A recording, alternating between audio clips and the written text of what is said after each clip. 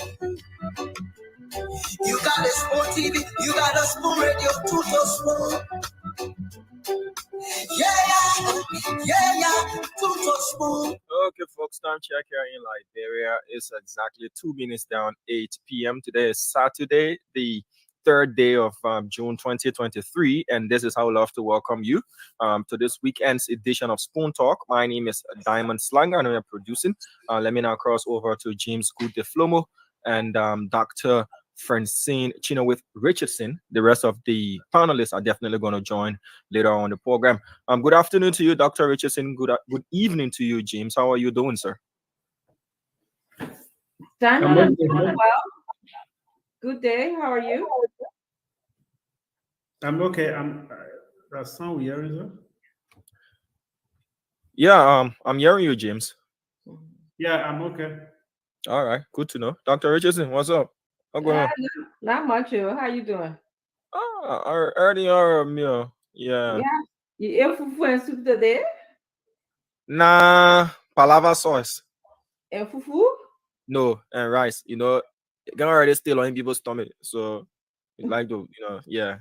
Okay, I'm missing some fufu and soup, some kind of domo, some kind of good soup with a lot of fancy okra, grappa, everything in it. I'm missing You can make it happen. African story right by you. Just go there and get the ingredients. That's true.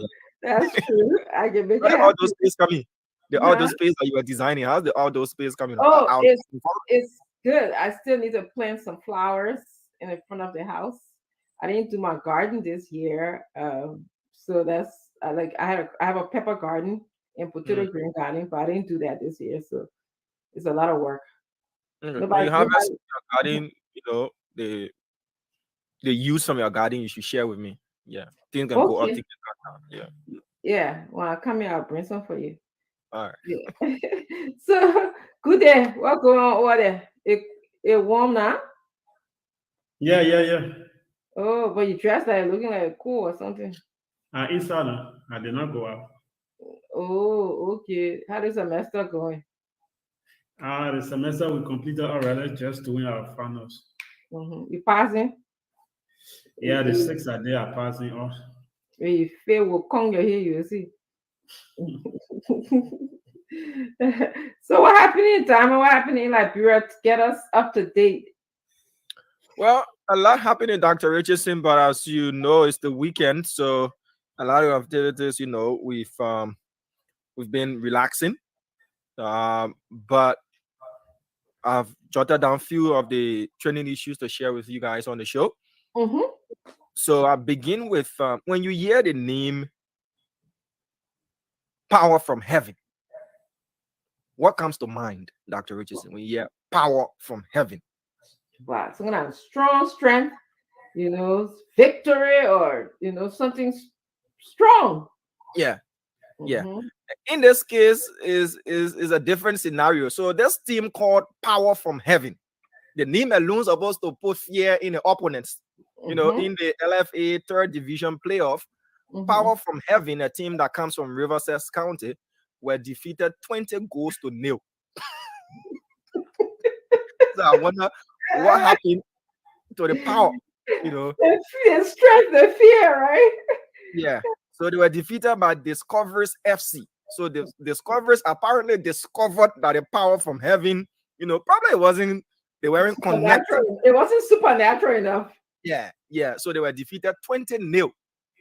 What did the team from again? Dama, what did the team from? From Riverside. Jesus. Yeah, Power from Heaven. They came all the way from Riverside, and then the Power they didn't work in Monrovia. Yeah. So they were defeated 20-0, and according to some reports, the players were complaining that the pitch, the artificial turf, they were not used to that, compared to what they've been playing their previous matches on. This was a complete upgrade, and they were kind of. I remember growing up, we had a song, "We are not certified, the referee were cheating." Oh, if you know that story, apparently they said our team went to play another team and they were defeated massively, and they said they were not satisfied. So that's what happened to Power from Heaven. We hope this time around they will add extra power, to the name, extra power from heaven. It might just help them. You're bad. Yeah, so Drake and Liz said this thing, love is wicked. And we've been hearing a lot of stories concerning, wickedness in love. But this one, a man, 48 years old man, was arrested by the LNP for trafficking, human trafficking. So this man, identified as Arina Dauda, attempted selling his fiancée. Yeah. Oh, yeah. Love is wicked. And he said, oh, the man tried to sell the lady, took her from Sierra Leone, brought her to Liberia under the guise that she was going to meet some of his family members here in Liberia, and had already arranged, to sell her for 27,848 United States dollars. That is 5.50 million leons. So the man had already made the arrangements, and brought her here to Liberia to sell. They had been in a relationship for 7 months, according to the Liberia National Police. This victim is called Asatu Passive. So 7 months relationship. She's a divorcee. She's also a mother of, I'm coming according to the LNP. She's also a mother of, I think 3 kids. Yeah, I want to get the number right. But he was arrested and he has been extradited to Sierra Leone to go and face prosecution there. So I don't know if the market in Liberia. Did you say how old she was again? Let me get her age. Yeah. So they have been together for 7 months. And then he decided that probably she was good for selling, which is not something we should. So he decided to bring her to Liberia to sell. So I'm trying to get her age. This is from the Liberia National Police. All right. 46. And he is 48. Yeah. Whoa. 48. So the man brought her to Liberia to sell for 27,000 United States dollars. It was to sell my 2-year-old grandson. He can give him trouble to even grab him. Said that for the sale, I'll be able to sell. Yeah. So he put her under the guise that they were coming here to meet some of his family members. He had already, made arrangements to sell her. So he has been sent back to Sierra Leone, extradited to go and face trial. It's a good thing that this ploy was discovered. So this one is another story that I just followed from the District 6 representative, Representative Samuel Enders, where he posted a story where a man really mercilessly beat his 3-year-old son, a toddler, for peeping on his bed. Wow. The picture is graphic. He really did beat this child. He really beat the child, like, for just peeping on his bed, urinating, pee pack. That thing what they use to sing so they don't behind people and put you on, and just try to shame you so that you stop. And we always had the excuse that Sparta was fooling us. This man really did beat this child. Is he at the police station? Yeah, he has been arrested according to the representative. They filed the case at the police station, and this is not just an isolated case. It's just that this one was picked up on. I remember following a story where a lady had used plastic to burn the palms of a girl, a toddler, for apparently stealing meat or whatever it is. I remember that. Yeah. So people do go to the extreme, and it's something. So I hope this case is followed up to the letter.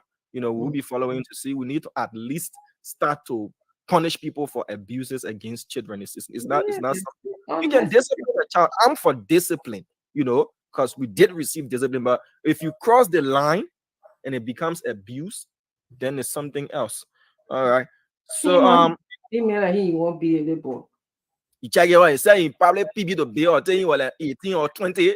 Yeah, he probably taking out his aggression on the little boy. Yeah, 3-year-old toddler for PB into bed. Yeah.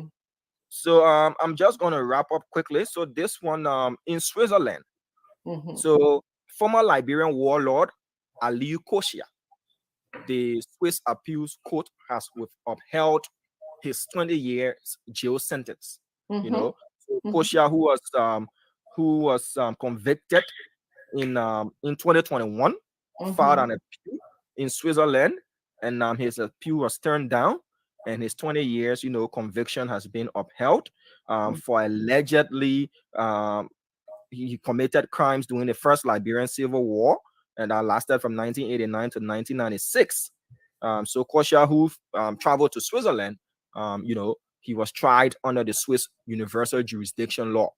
So as we've been reneging and playing politics with persecuting perpetrators or alleged perpetrators of atrocities in our country, other countries are taking the lead and giving victims some sort of respite as well. So Kosia will not be coming out of jail anytime soon. His appeal has been turned down. The 20-year sentence has been upheld. So those are just some of the stories I wanted to share with you. And to everybody else, I'll be returning to the radio on Monday morning. I'll be on the radio Monday. So thank you. Thank you, Diamond. Thank you for your great stories. So remember to become a fan of Power for Heaven. We all need to support that thing. No, that other thing it bring no victory to us. That supernatural whipping they got. Power from Heaven got supernatural whipping. Yeah. Good day. What's going on with you? Yeah, I'm okay. Anything you want to add? Oh, yes. Let's begin with politics, maybe end with it or move to another part. Rescue 2, quote unquote, Unity Party second man in command, entered Grand Bassa County today like a ghost, entering a ghost camp where we did not see that support. We did not see his supporters coming out. Remember, a couple of days ago, we saw Mr. Cummins and his Fixer 2 in Grand Bassa County, and Bassa was like upside down. But today, Rescue 2 entered Bassa.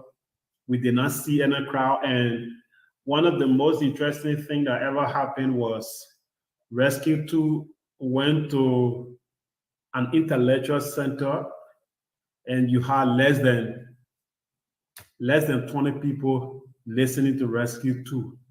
And it got me wondering, and many people wondering, if Rescue 2 is overrated. Because we heard that Rescue 2 has a link with the Bassa link. The Bassa link may not just be limited to Grand Bassa. He has a link with the Bassa link. By entering the main territory of the Bassa link, and the intellectual center was very, very poor. Like one James Goodyear Flomo is attending an intellectual interaction, and you have just few people listening to him. And some attributed it to Senator Yombly not being in the county. And some said that is the reason, or one of the reasons why people did not show up, or we did not see that welcoming ceremony coming up to welcome Rescue 2. So I'm told he's expected to remain in the county up to tomorrow, at which time they have to attend their event that has to do with a football match or whatever. But we hope to get the latest one. And we are seeing politics play hands from different sides. Before coming on here, I saw a message from our former president. You know, there's this theory, there's this propaganda theory that has to do with the black and white fallacy that says, if you are not for me, Dr. Richardson, you are against us. If you are not for us, you are against us, right? So we saw a message from the former president, quote a message. Some political folks are saying it is a threat to Senator Dillon. And if we all can recall, before the naming of Fixer 2, we heard that Senator Dillon and Senator Yombly met with both Cummins and former President Saliv, where former President Saliv was negotiating for Dillon to convince Yombly in order for Yombly to go as Fixer 2. And I'm told from that meeting, it was Senator Dillon who stood up and said to the former president, no. And there were moments that came from there where the former president said to Dillon that Boakai cannot be president of the country. Don't support Boakai. This is the man that I want you to support. Boakai can never be president while I'm alive. And Senator Dillon, the last time he appeared here, you were not here, I'm sorry. I heard. Okay, he promised to explain everything that happened in that meeting. He mentioned her name too. Yeah, he mentioned her name. That very meeting that he attended, he promised to come up with it. So we saw the black and white theory or the black and white propaganda, the black and white fallacy propaganda coming out now from Ellen, where she posted. If you read it just from the first reading, what did it say, James? I didn't see it. Do we have? Are you gonna? It's in the chat room. Oh, okay. Yeah. Sorry, so she posted on her Twitter account appreciating Senator Dillon, basically saying Senator Dillon should stand up, should continue on the path of his advocacy for freedom of expression and so forth. Remember, we've been here for a couple of years now since Senator Dillon became senator. The former president did not appreciate Senator Dillon, but just few days to Senator Dillon, few days for Senator Dillon to appear on Spoon Talk to reveal to us that secret meeting. Now the former president is coming out with this type of, post. So many are saying this is whether if you are not for us, you are against us. So this is just intended to just make the public believe that she's praising Senator Dillon, but deep down it's different from the post. So we hope when the senator comes on Monday, he's going to talk more about that. So that tweet was made by the former president a couple of hours ago today, after Senator Dillon promised to come and reveal to us why the former president said Boakai will not be president and why she was like forcing both Dillon and Yombly to support Cummings. Yeah. Wow, good day. You always on top of things. As soon as I miss a few minutes, you got it. You got. No, but she posted it on her page. There was this secret meeting. Yeah, well, I'm just. Oh, you never knew about the secret I'm meeting? just impressed about how you always on top of it. I took a few minutes to take a nap, and when I woke up, it's like the whole world is in your hand. But the information. Thank you for at least being on top of it and telling the Liberian people what's going on. So Liberians who want to say hello to you, welcome you to Spoon. I hope you have fufu and soup, or maybe plauso and fufu, domba, dipa, whatever you had today. I hope you enjoy it, and now you're ready to join us just to listen to information regarding our beloved country, Liberia. Today we're going to have Miss Benue A. Kromah, because I don't know if she'll tell us about herself. And she is a female presidential aspirant from Bunk County, I believe. She's going to be in the studio today telling us her plans for Liberia. So I want to ask you, Liberians, to join me in welcoming and listening to Miss Benue A. Kromah. The second guest that we have today is Kay Praise. I believe he is an artist. My understanding is Kay Praise will be in the studio as well. He'll be telling us about his music. I won't tell you what music it is. I will let Kay Praise explain his music to you. We'll be able to ask him some questions. It is my understanding that Ms. Benue A. Kromah is in the studio. Can we please bring her on? No, she's not in the studio yet, Dr. Richardson. She'll be making her way a couple of minutes from. I thought I got a text saying, okay.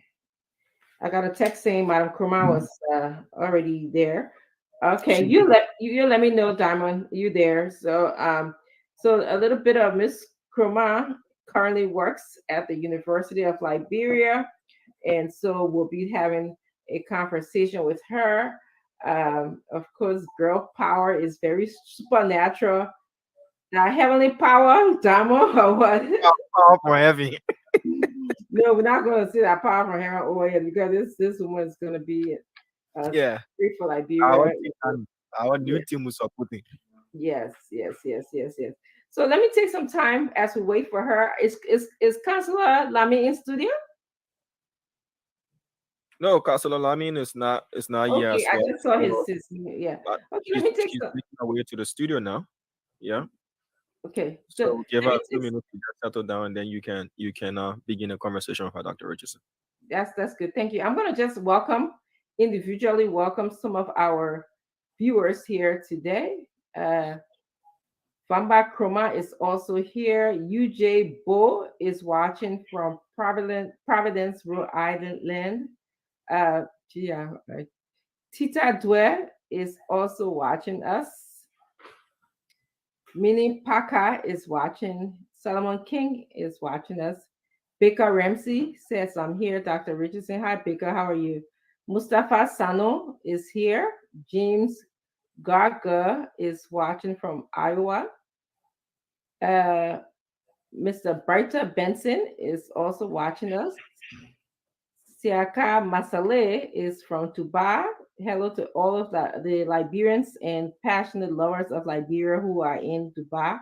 Hello to you. Hope you're having I don't know if it's night or day over there. Man Jenna's son, who's always here. Thank you for being here, Man Jenna's son. Rodney Williams is here from Harrisburg. Rodney, thank you for joining us. Samuel Charles Koa is from Grand Kipman County, Rowersport. Well, I don't know if it's Rowersport, but it's just at Kipman County. Rebecca Troya is here. Thank you for being here. Actually, I want to say before I forget a happy birthday to my mother's last button, Charles Chenoweth, commonly known as Nigo. Nigo, happy birthday. Just know that we love you, okay? If you're listening to me. Joshua T. Conger, I want to say I want to say welcome. Dixon, welcome as well. Just cue me in, Diamond, when Miss Madam Kurma is ready, please. Salmon King, thank you very much. Eric Comey, thank you for being here. Amos Harding, thank you. Watching from, it went so fast, I can see Amos, but thank you for joining us. Tipples PK Dempster, Tipples, he's always here. Thank you for committing yourself to listening to us. James Power is also here from Indonesia. Thank you. Is that it? Oh no, that was Louis Thomas from Indonesia.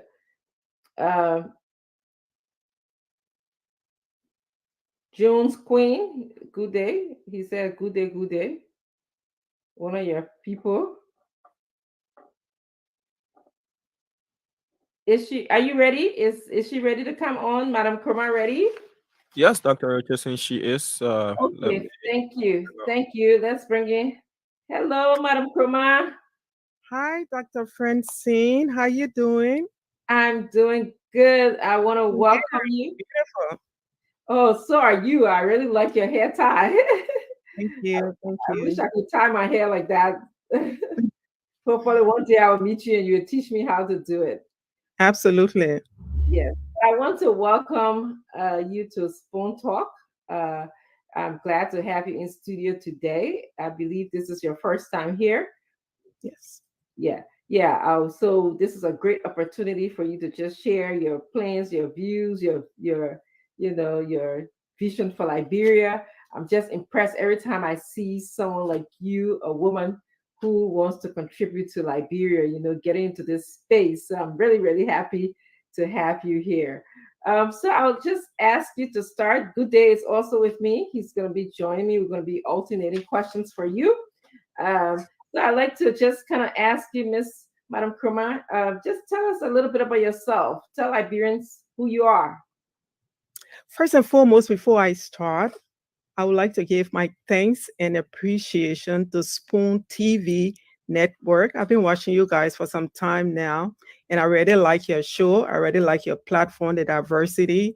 And even though sometimes the statements can be tough, but that's okay. But my name is Benu A. Kroma. I consider myself from Bond County because I was born there. My parents are from Grand Cape Mount County. So I'm a Varger with a Bond County background. Pretty much that's me. My mother is illiterate. My father has a little bit of education, but he reads and writes fluently. So I consider myself this girl from Banga, born onto a farmer. A farmer. So in nutshell, that's who I am. Mm-hmm. So I understand that you work at the University of Liberia. Do you want to tell us a little bit more of what you do there? Yes, first and foremost, I am a member of the largest alumni association in Liberia, and I've worked there for the entire global alumni as an executive director. I'm going to be holding that position until June 9. I've already submitted my letter to my boss. So as of June 9, I'm no longer going to be holding that position. But it's a job that I cherish wholeheartedly, love the people that I work with, love to interact with the Global Alumni Association in the Americas, all over. Mm-hmm. Okay, I'm going to sort of turn the questioning over to Good Day, Good Day. You have any questions for Madam Kroma? We're going to alternate. Good Day, we can't hear you. I was muted. So straight to business. I'm told you want to represent Liberia. You want to become president of our country, right? Absolutely so. Okay, why? Why you want to be president? Can you tell us why you want to be president and the differences you have that those who are contesting or who are expected to contest alongside you don't have, or against you don't have? Well, thank you for that question, Goodale. Liberia, for the last 175-year plus, have been in existence. We have aided other African nations to gain their independence, yet we are at the back. Our gross domestic product is lacking, it's way behind. Our people are suffering. Red light is very, very dirty. The trash component is coming up like a mountain. Good day. I've seen so many. Our economic is bad. Our healthcare is bad. Our security structure is non-existent. Everything is deteriorating. Good day. So somebody, Dr. Francine, somebody has to come and do the correction. So this is why I decided that I, Benu Kroma, can come in and fix some of these things. Let me tell you something, Good Day. You know, one thing we can do, it doesn't even require any money at all. Just go on your right lane, stay in your lane. If you go in south, go south. You come in north, even that we cannot accomplish. Good Day, that is something that we don't need a penny to correct. And that has been going on months and months and months. So those are just one of the few reasons that I would really like to take this opportunity and lead this nation, take in charge of our resources. Our resources, we are super rich. Liberia is not a poor country. I know we've heard it from so many people.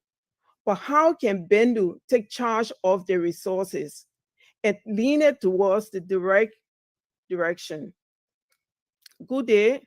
We can do this by looking at all of our concession agreement, all, not one, but all, and see what the dots are, where we've gone wrong. How can we have all of these resources?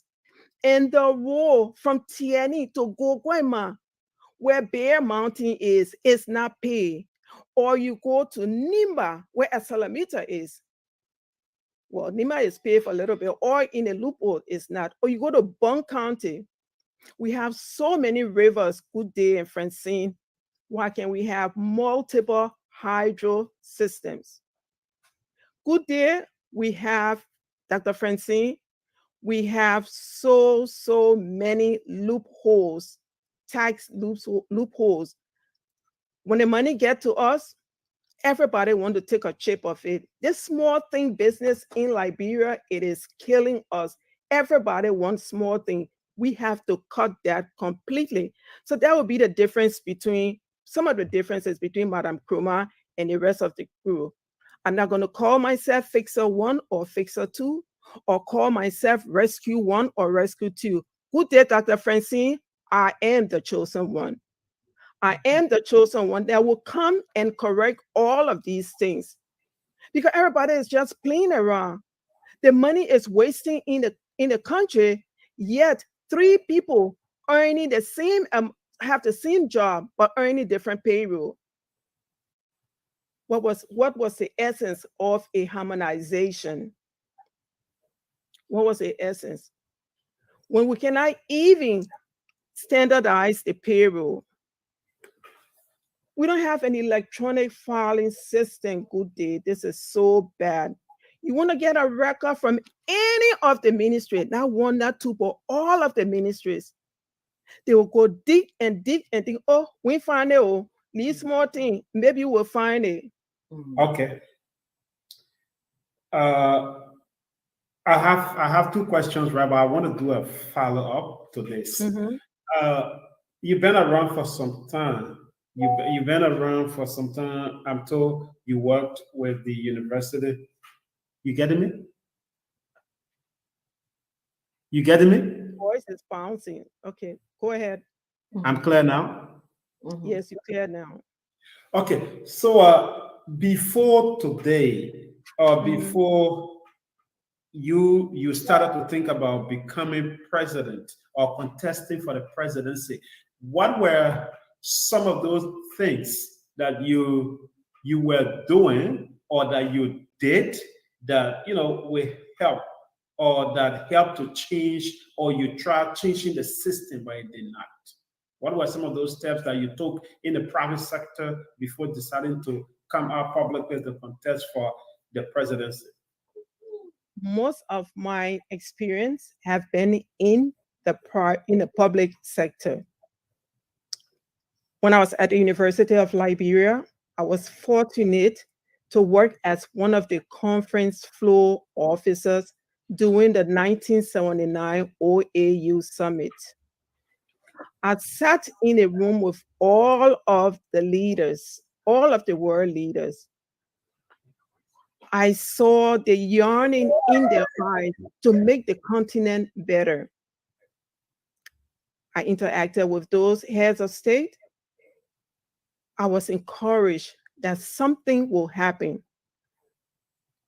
Few years thereafter, I graduated from the University of Liberia and went to work at the executive mansion as an economist, research analyst. We did our job. We went to work on time and we left from there at 4 p.m. We got paid almost every month. I don't recall salaries being lagged. During that time, I also taught at a preschool, teaching little children. The school wasn't too far from the University of Liberia. I worked there teaching, imparting knowledge. And prior to that, I worked at JFK Medical Center. There used to be something called vacation job. Just standing at the door, calling in the patients, weighing them. It felt very, very good to me. Then, thereafter, I went to the States, the United States of America, where I got my MBA. Good day, I also worked for the government there. I worked for one of the largest economies in the world, the state of California. I worked there as an auditor. I worked there as an underwriter. I worked there as a process improvement specialist. I work there training brokers in the Ventura County. My work has taken me all over Southern California. So I've seen an underdeveloped world, and I've seen a developed world. I want to blend the two, Dr. Francine. I want to blend the two and take the best out of the two. So those are some of the things I have done. Coming back to Liberia and seeing the needs of my people, I engaged some of them. I went to one of the remote villages and gave them a solar panel that they had never had before. I gave it to them just so they can see some sort of civilization. This is a town that doesn't have any light whatsoever. People probably use candles, but I was very, very happy to give them that. There are so many things that can be done. You don't have to be a millionaire to do a lot. I'm not a millionaire, but just tiny things you can do. At another instant, I took a sick lady and brought her to JFK for her to see she was malnourished, to get some needed treatment. Good day. So those are some of the things I've done. I went to Bong County, Bong County, Banga, where my father was fortunate to have 200 acres of land, predominantly rubber. Hire some people to do farming over there. As we speak, I have a pineapple farm growing in Banga. And another thing, Dr. Francine, the oldest English and Arabic school in Banga was falling down. Nowadays, we see Arabic schools in a whole lot now, but back then there was just few, and that must have been the oldest. If there is any other one, I need to know.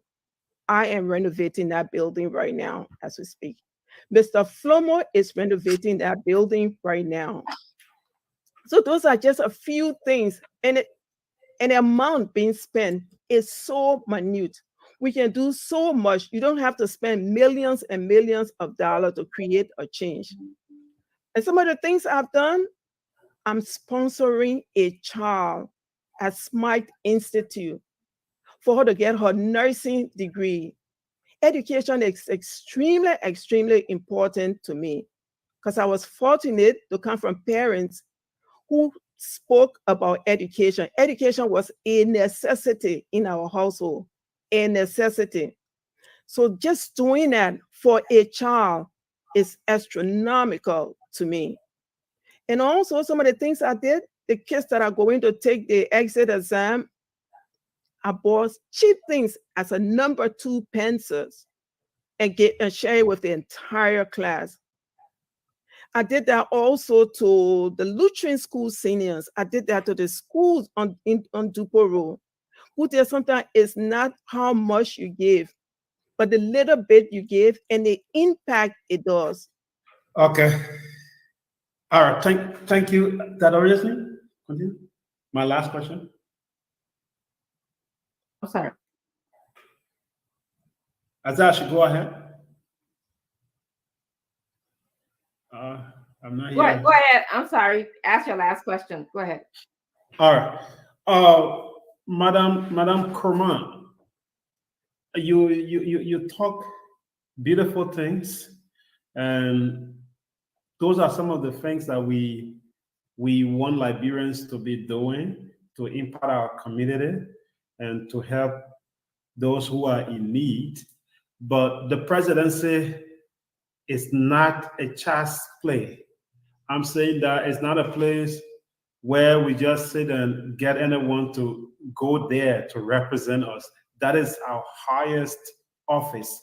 So let's see how Madam Kurma will bring about those changes that will last forever, changes that Liberians been talking about, changes that we did not see for over 170 years. How are you going to bring about them, and how will we maintain them to have a stable country where corruption will not be at its peak? Okay, you just brought me to my platform. And my platform is like this. Number one, to develop the infrastructure of the Republic of Liberia. Good day. It's a shame that the road from Grand Cape Mount County straight to Cape Palmas is not paved at this time. Why? Why it's not paved and we have all of these resources? We've had money flowing in. By now, the roads should have been paved.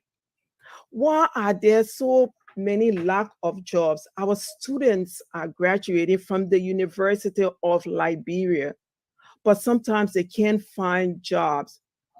You will see the number of students sometimes I ride with that are telling me all we need is a job.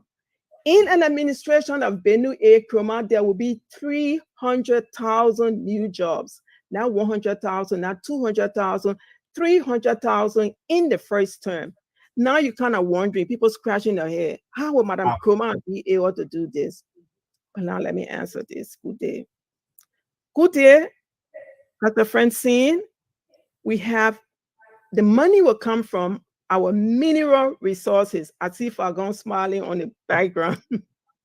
Our natural resources. We have so much natural resources in this country. It's unbelievable, but it's been siphoned to the wrong direction.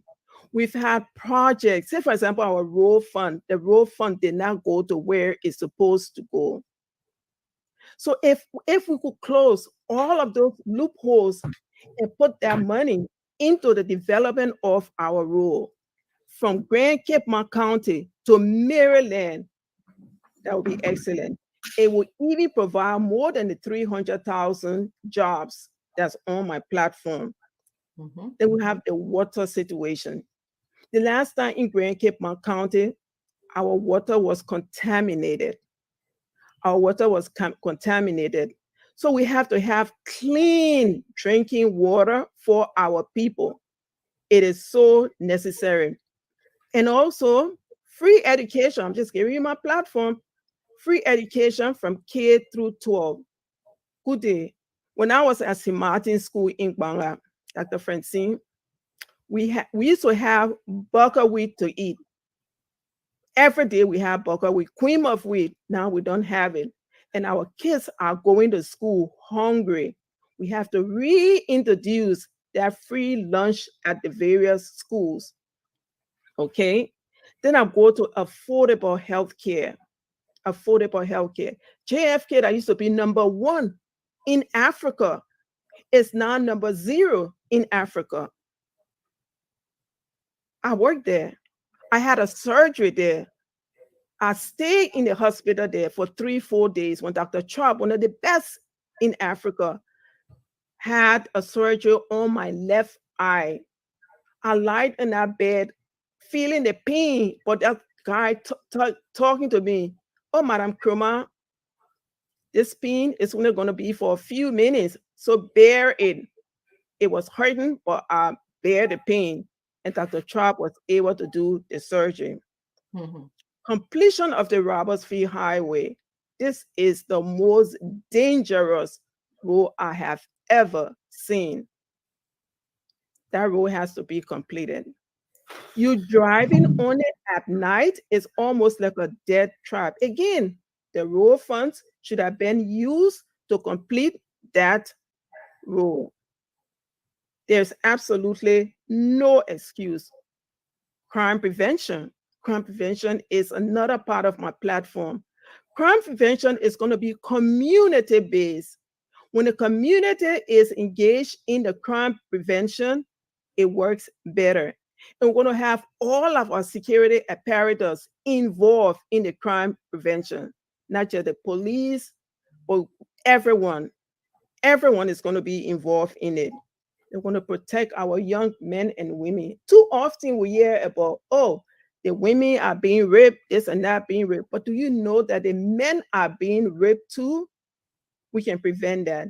And we can prevent all of those by going after those vigorously, punishing them. I mean, you have to strengthen our judicial system that they won't even send them there and they go free the following day. Because then they hop from one place to the other.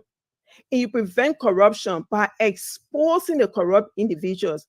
But too often we hear, oh, this person was corrupt, this person was corrupt, but they are still in the positions in which they are being corrupt. If you keep a corrupt person in a position, you are not solving the problem.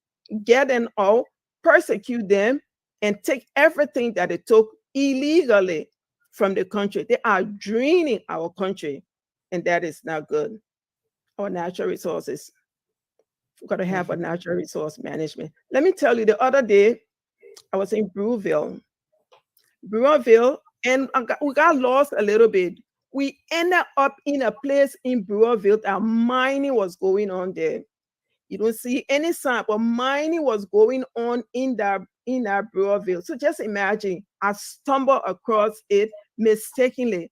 How many other places that mining is now going on? So you find those kind of people, you take them to court, you persecute them to the number nonsense. And take all of those monies from them and put it right back into our economy. So our natural resources have to be managed. It's not play. Liberia is not for play. Our GDP is bad, it's poor. So, and then we have to engage in manufacturing and industrialization. If you just go the subsistence way, you'll always be there. But when you start manufacturing and start industrialization, then you will increase the workforce of the nation. We talk about agriculture. I am so sad that at the University of Liberia, we do not engage fully in agriculture. And you don't even have to plant the products nowadays. You can buy the products from the producing counties like Lofa, like BUM, like NIMBA, and have the university students come together and process it. You know, in the Silicon Valley, a couple of years ago, they collected all the high school kids that were bringing it to come together and do creative things. So that Liberians are very smart. So we need to stimulate their minds. The 18 to 38 years old, you need to stimulate their minds, get them to come together, develop new creative ideas, find lasting solutions to problems. And one of the mistakes we're making, you get a problem, find a lasting solution, and then move on to the next one. But if you just go put a Band-Aid on it and expect for that problem to be resolved, it's not going to happen. It's not going to. So you find lasting solutions to problems, okay? And then we talk about an administration of transparency. Anything during a Benue Kromah era, you will see it. You will read about it. You will talk about it. The media will always be welcome. The media will not be closed down. Like, no, there will be no threats. Come and close this station down, whatever. No, we need the media. Affordable housing. Some of our people are living and staying in the slums. You can imagine. You see a beautiful house. Next to that beautiful house, you got several slums. And the living condition there is deplorable. So part of my platform is to upgrade all of those places. And one thing again, we have so many travelers from Kipma to Maryland and all in between. When they get ready to peep, they stop the car and go in the bushes and peep. We're going to have rest stops. A rest stop is somewhere that will be equipped with a bathroom or water to wash your hand all along the path. Maybe we'll start with every 10 miles or every 20 miles and start increasing that. Because it's dangerous to just go and peep and poop all of those places. It's really bad and dangerous. So we have rest stop all along the highway. We negotiate strategic political alliance with our allies, with the wealthy countries, our people that have contact with the Western world.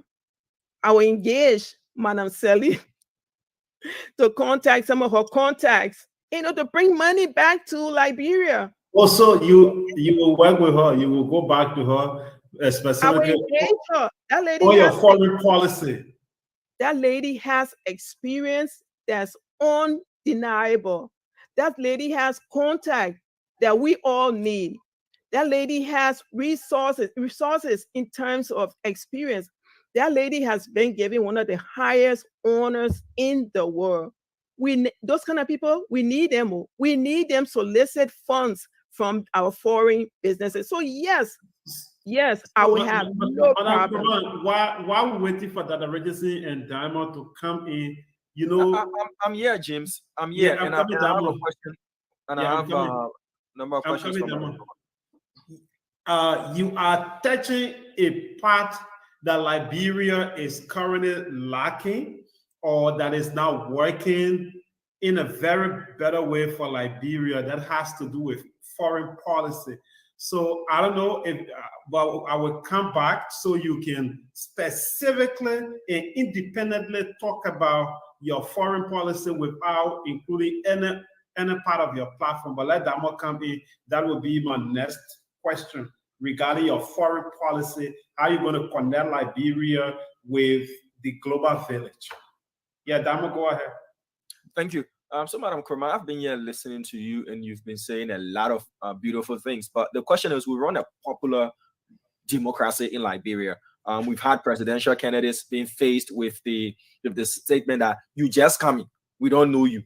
How are you, or how have you been campaigning to make yourself a popular candidate to unseat the 2 or 3 or 4 mainstream political parties that we have in Liberia, especially carrying towards the 2023 elections? How have you been campaigning, and how popular are you? And if so, what are you doing to make yourself even more popular to give you those votes that you need?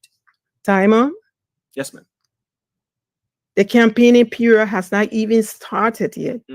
I follow the rules. Okay. I don't like to break rules.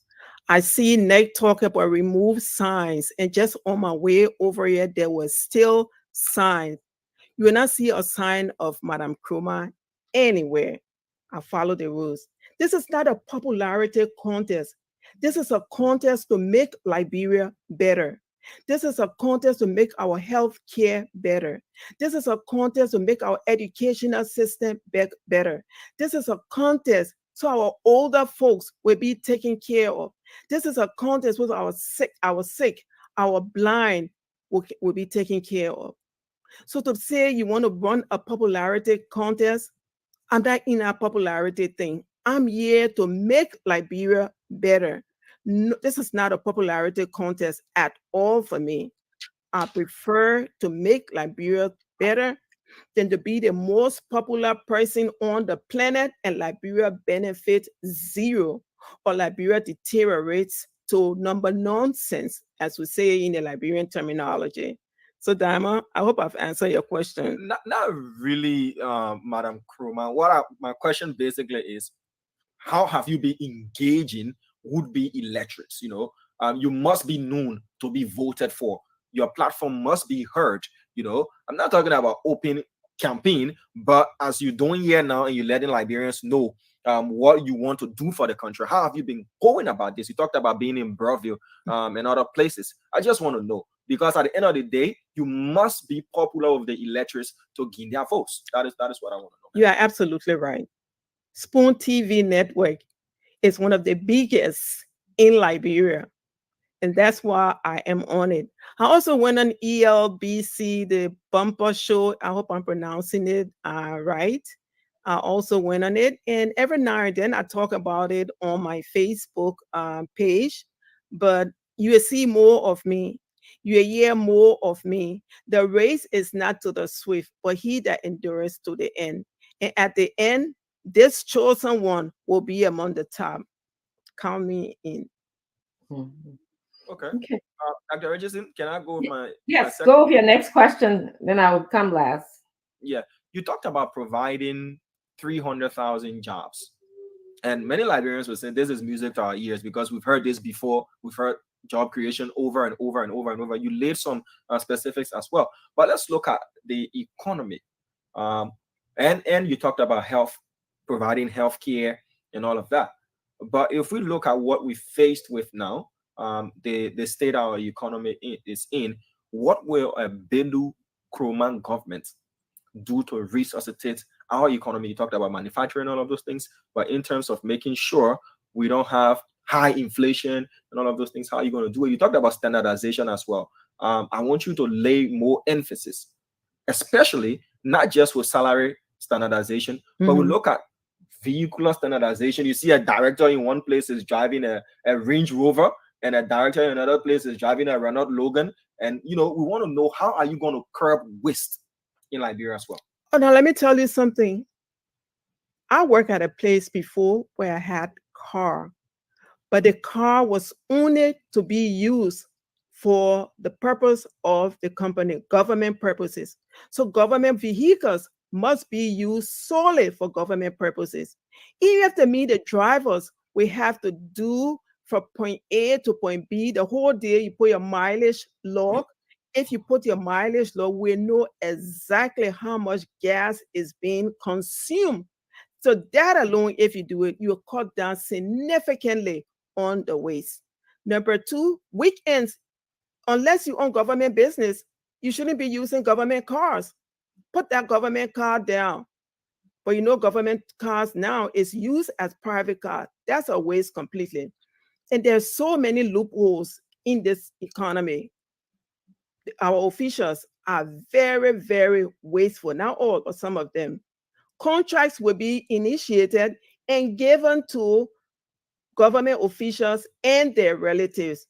Are you kidding me?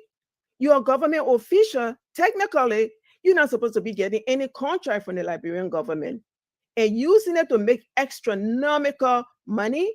You have to curb all of that. Any government official under the landscape of Madam Nkrumah administration awarding contract to him or herself will be booted out completely. Booted out completely. It will be a no-nonsense government. So all that's a major source of curbing the waste right there. Number one, mileage logs. Number two, use government vehicles strictly for government purposes. We don't need 100,000 Range Rover for such a poor nation. We don't need that. That money they can buy 2 to 3 vehicles. 2 to 3 vehicles. So if you cut that, that's a cut. You've cut the waste right there. You don't need to have government officials not making money and not paying for the electricity bill. They sweep it under the rug. I'm not saying all, but if you curb that, that's a whole lot of money also. And it goes on with every sector. So we need to cut those basic waste and put that back into the economy so that the students that are graduating can have more money. We can have more money for the road. We can have more money to create more jobs. Job creation, give more money to the marketeers to develop and create skill jobs. So even those that don't go to college, they have some skills. And I'm going to reflect back to a kid. There was a kid in Margibi. When I went there and were constructing my home, said, Madam Nkrumah, all is our mom. I didn't say Madam Nkrumah, our mom. All I need is the machine that you use to make the block. The machine cost, the block making machine was $35, 35 United States dollars. With the 35 United States dollars, E-Man was able to use it and make so much blocks. All of the houses in that area started buying blocks from E-Man. E-Man was able to feed his family. E-Man was able to clothe his family. So those are very, very cheap things you can do that can boost the economy. All right. Many Liberians, including those that are watching Spoon TV now, are eager to know whether or not you'll be running as an independent candidate or you'll be running on a political party ticket. If so, you care to share with us whether you'll be an independent candidate or you'll be running a party ticket. And have you already started to engage options of your running mate, or you've already selected who your running mate will be? Well, I'm an independent aspirant, a Okay. female independent aspirant. I have engaged a few people regarding a running mate. It has not been selected yet, and I'm not going to rush to do it. But it's in the process. I've talked to a few people because I'm looking for somebody with integrity, somebody with honesty, somebody that's a go-getter, somebody that can move the country, somebody whose political ideas align with mine. So I don't belong to any political party. As a matter of fact, I've never belonged to any political party. I'm an independent aspirant. Okay. All right. So, Dr. Richardson and James, is over to you. I'll save my other questions for later once you come around again. Thank you. You guys asked all the questions that I wanted to ask. And if you're just joining us, we have Madam Nkrumah in studio. She's running to be president of Liberia. She has a really awesome platform speaking about healthcare, free education, building our infrastructure. So she is here in studio today. So thank you for joining us. And of course, I'm going to ask her my question. Madam Nkrumah, rape, according to some documents and research out there, is the second highest crime in Liberia. How do you intend rape, according to some literature out there, is the second highest crime in Liberia? Sort of falls under the umbrella of sexual and gender-based violence, which tend to be prevalent in Liberia. How do you intend to address rape, and including which falls under the umbrella of sexual and gender-based violence? Thank you for that statement or that question. I highly appreciate. It's to my heart to see a child, either male or female, being raped. But one thing we have to strengthen, Francine, is the judicial system. Because sometimes we have good cases and you take it to court and nothing comes out of it. The person leaves from one place and go to another location. So number one, you have to educate the people. Because back then, our people then could get married very, very young and all of that. Or they would say, oh, you fine girl, come here. Look at how she bluffing you. You know you want me and you bluffing her. You have to teach them what is sexual harassment. And because a lady wears a short skirt, give you no right to rape that woman. So that rapist, we're going to create a database, and that name will be in there permanently. So all the neighbors, all the counties, your domicile will be known, will know that you are a rapist. So those are steps we can take to prevent that. And your name will be in a database. You'll be fingerprinted. You're just not going to let them go. Because you let them go, they can go and disguise themselves. Everywhere you go, that database will be there. Oh, Joe Blow or John Doe is a rapist. Be careful. Stay away from schools. Stay 5 or 10 miles away from schools and stuff like that. So those would be steps we would take.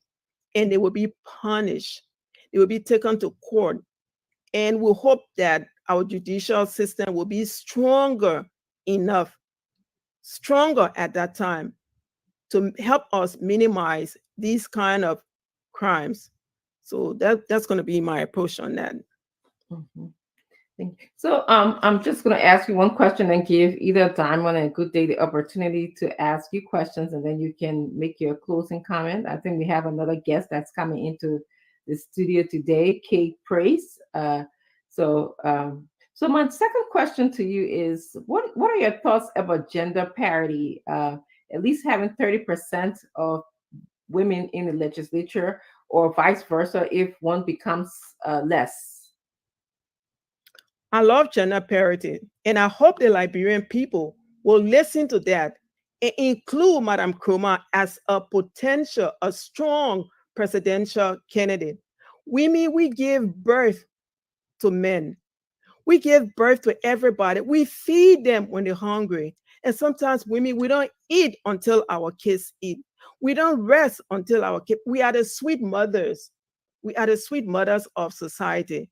So I feel that should even be hiked up to 50%. 30% is too low. It should be hiked up to 50%. We are needed. Too long, the society has marginalized women, and it's not just in Liberia, but all over the world. So women have to take a stance. We have to make ourselves known, and we have to dictate to the world that, hey, if a man can do it, we can do it. So gender parity is highly, highly essential. It's a necessary must. Yes.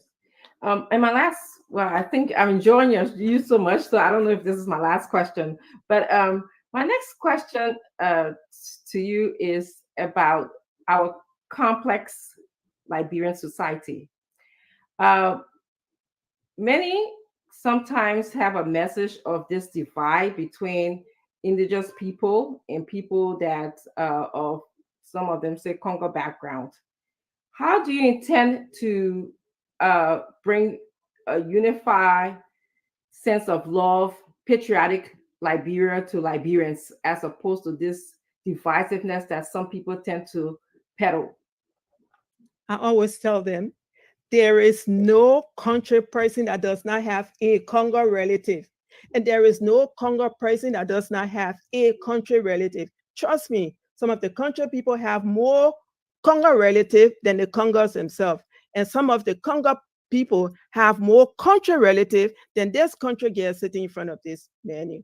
But we have to look at it that we are all made in the image of God. We are all one person. If you poke me or poke Bude or poke Dam or poke Dr. Francine and a green blood come up, then tell me Dr. Francine is different from Bennu, or Bennu is different from Bude, but we are all the same. We are all made in the image of God. So that thing is a nonsense. It's nonsense to think that one group of people is superior or inferior to another. That does not work. Me, it's the same. We are all the same in the eyes of God. We are all in the same. Let our brain determine the difference. Let's come together as one people. Let's come together as one Liberia. Let's build Liberia as one group. But bringing all those divide, it just create a greater division in this small Liberia with just about 5 million people. My final question to you: what are your thoughts? Question here, Dr. Richardson. I love it. Keep on, Dr. Richardson. Thank you. What are your thoughts about the $30,000 for legislators in the budget? Putting $30,000 for legislators in the budget. My fellow Liberians, the legislators, let me tell you something. That money is too much. It is too much. Let's cut it down to nothing more than 15,000. Because in addition to the 30,000, you have other perks. You have chauffeurs, you have cooks, you have cleaners, you have everything. So let's cut it down to 15,000. And to tell you the truth, even 15,000 is too much. Look at the Mount Sarah or Mount Mary in the market the whole day that cannot even make $100. How can you be in such a high position and want to make that much money in such a poor country? Let's give it back to the marketeers. Let's put more money there. Let's build up our economy. Let's build up our economy so the Mount Sarah, the Mount Kolu, the Mount Garment, they all can benefit from Liberia. Please, please, I am pleading to all of you legislators, cut that pay down. It is too high. Hear me now, hear me tomorrow, hear me yesterday. That pay need to be cut down. So let's take final questions from Good Day, Diamond, and then we'll have you do your closing thoughts to Liberians, and then we have to go to our next person in studio. Okay. My question is from where you touch, but you only talk about working with former President Salif to bring in more people. We all know globalization now is very important. It helps to bring us on the international scale, on an international level, what are your approaches or your foreign policy? What will Liberia benefit from you in terms of your foreign policy? Because the last government, we saw a little improvement in the foreign sector, but the current administration that we have, if you review the foreign policy of Liberia, we are not really up to the task. So Liberians now will want to elect a president who will not just do intergovernmental policy implementation, but they will want somebody who will do, that connection globally. What are your foreign policy? We really want to know. Maybe that will bring some people up to you. We need somebody who will connect us. We want to be respected once again, like yesterday. Very good question. In life, when you make your contact, you have to utilize your contacts. So in terms of solicitation, you have those contacts. And I keep on gravitating again to Madam Salif. That's one aspect, okay? This lady has international contacts. She can call Joe Biden, and the next day she's sitting in the White House with Joe Biden and Kamala Harris. Then I have to make connection with the entire G7 nations. I have to call my cousins in Saudi Arabia. Hey, cousin, I need you, and I need you now. I need to bring $12 billion to Liberia to build my nation. Cousin, help me do that. Elon Musk, help me do that. Bill Gates, do that. All your rich people, help me do that. All those that took, I'm not going to go there. Go there for us. Go there. Let woman talk all. Yeah, one talk all, right? Let woman talk all. You got to give the soft punches until you get in their skin, then you ask for more. But you have to ask everyone. The OPEC nations, you got to ask them for help. The G7 nations, you got to ask them for help. My cousins in Saudi Arabia, I got to ask them for help. No shade. We need it. I will need $12 billion to get this economy up and running. Not one, not two, 12 billion plus. We're going to need it. And we'll get it. We're not just going to have the chicken running to the rice to pick up all the green. No. It will be spent strategically. It will be spent carefully.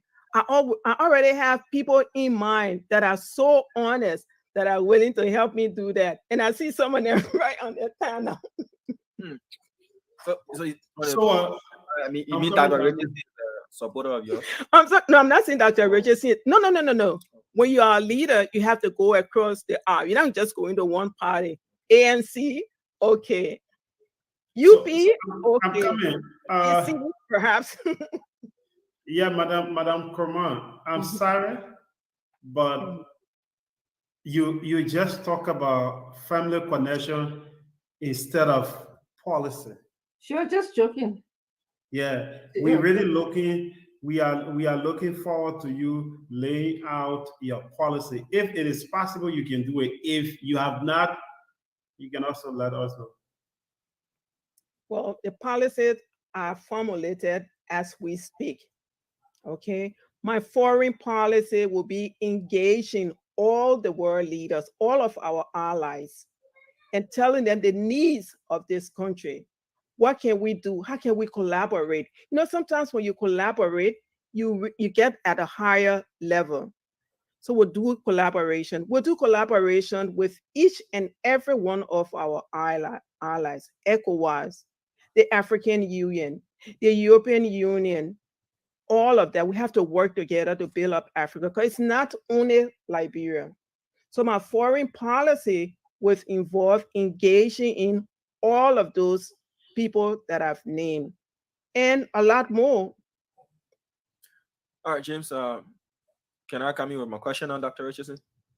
Yeah, Madam Kroma, this issue has been politicized in Liberia. We hear it popping up during election time, and after inauguration, we see that this particular topic will then be swept under the carpet. It has got to do with the establishment of a war and economic crimes court in Liberia. You know, and what's your stand on that one? And number two, we look at Liberia now. We have the issue of drug addiction on the increase. Before, we used to see those who refer to now so affectionately as Zogos only on Broad Street and in red light. Now we see them in our communities. You talked about law enforcement going back to the communities as well. So tell me now, and tell Liberians listening to you, how do you intend? Do you have any plan on establishing of, you know, being the lead campaigner for the establishment of a war and economics crimes court in Liberia? And then how are you going to tackle this menace of drug addiction and the proliferation of drugs in our country as well, ma'am? There's lots of international pressure now on Liberia pertaining to the establishment of a war crime court. My stance on that is that whereas Liberia does not have enough financial resources to tackle such a massive issue, I'm going to call on the international community to take that role financially while I focus on the current Liberian economy, because we don't have enough money to establish that court ourselves. So if the international community can establish that, it will help to alleviate the raw and strengthened finances we are currently facing. Drug addiction is a major, major crisis in this country. You see, drugs, the impact of drugs on our youth, it hurts me to the core. It really, really hurts me. So what I'm thinking, will establish 5 geographic locations in Liberia, whereby these drug addicts will be taken to these locations. We'll make sure that they don't take drug for the period that they stay there. They will be required to work in these places, whether it's farming, skill set, whatever, but they will stay there for at least 6 months. The government will be fully responsible to pay for them being over there. They will do planting, sowing, or whatever until they are totally clean.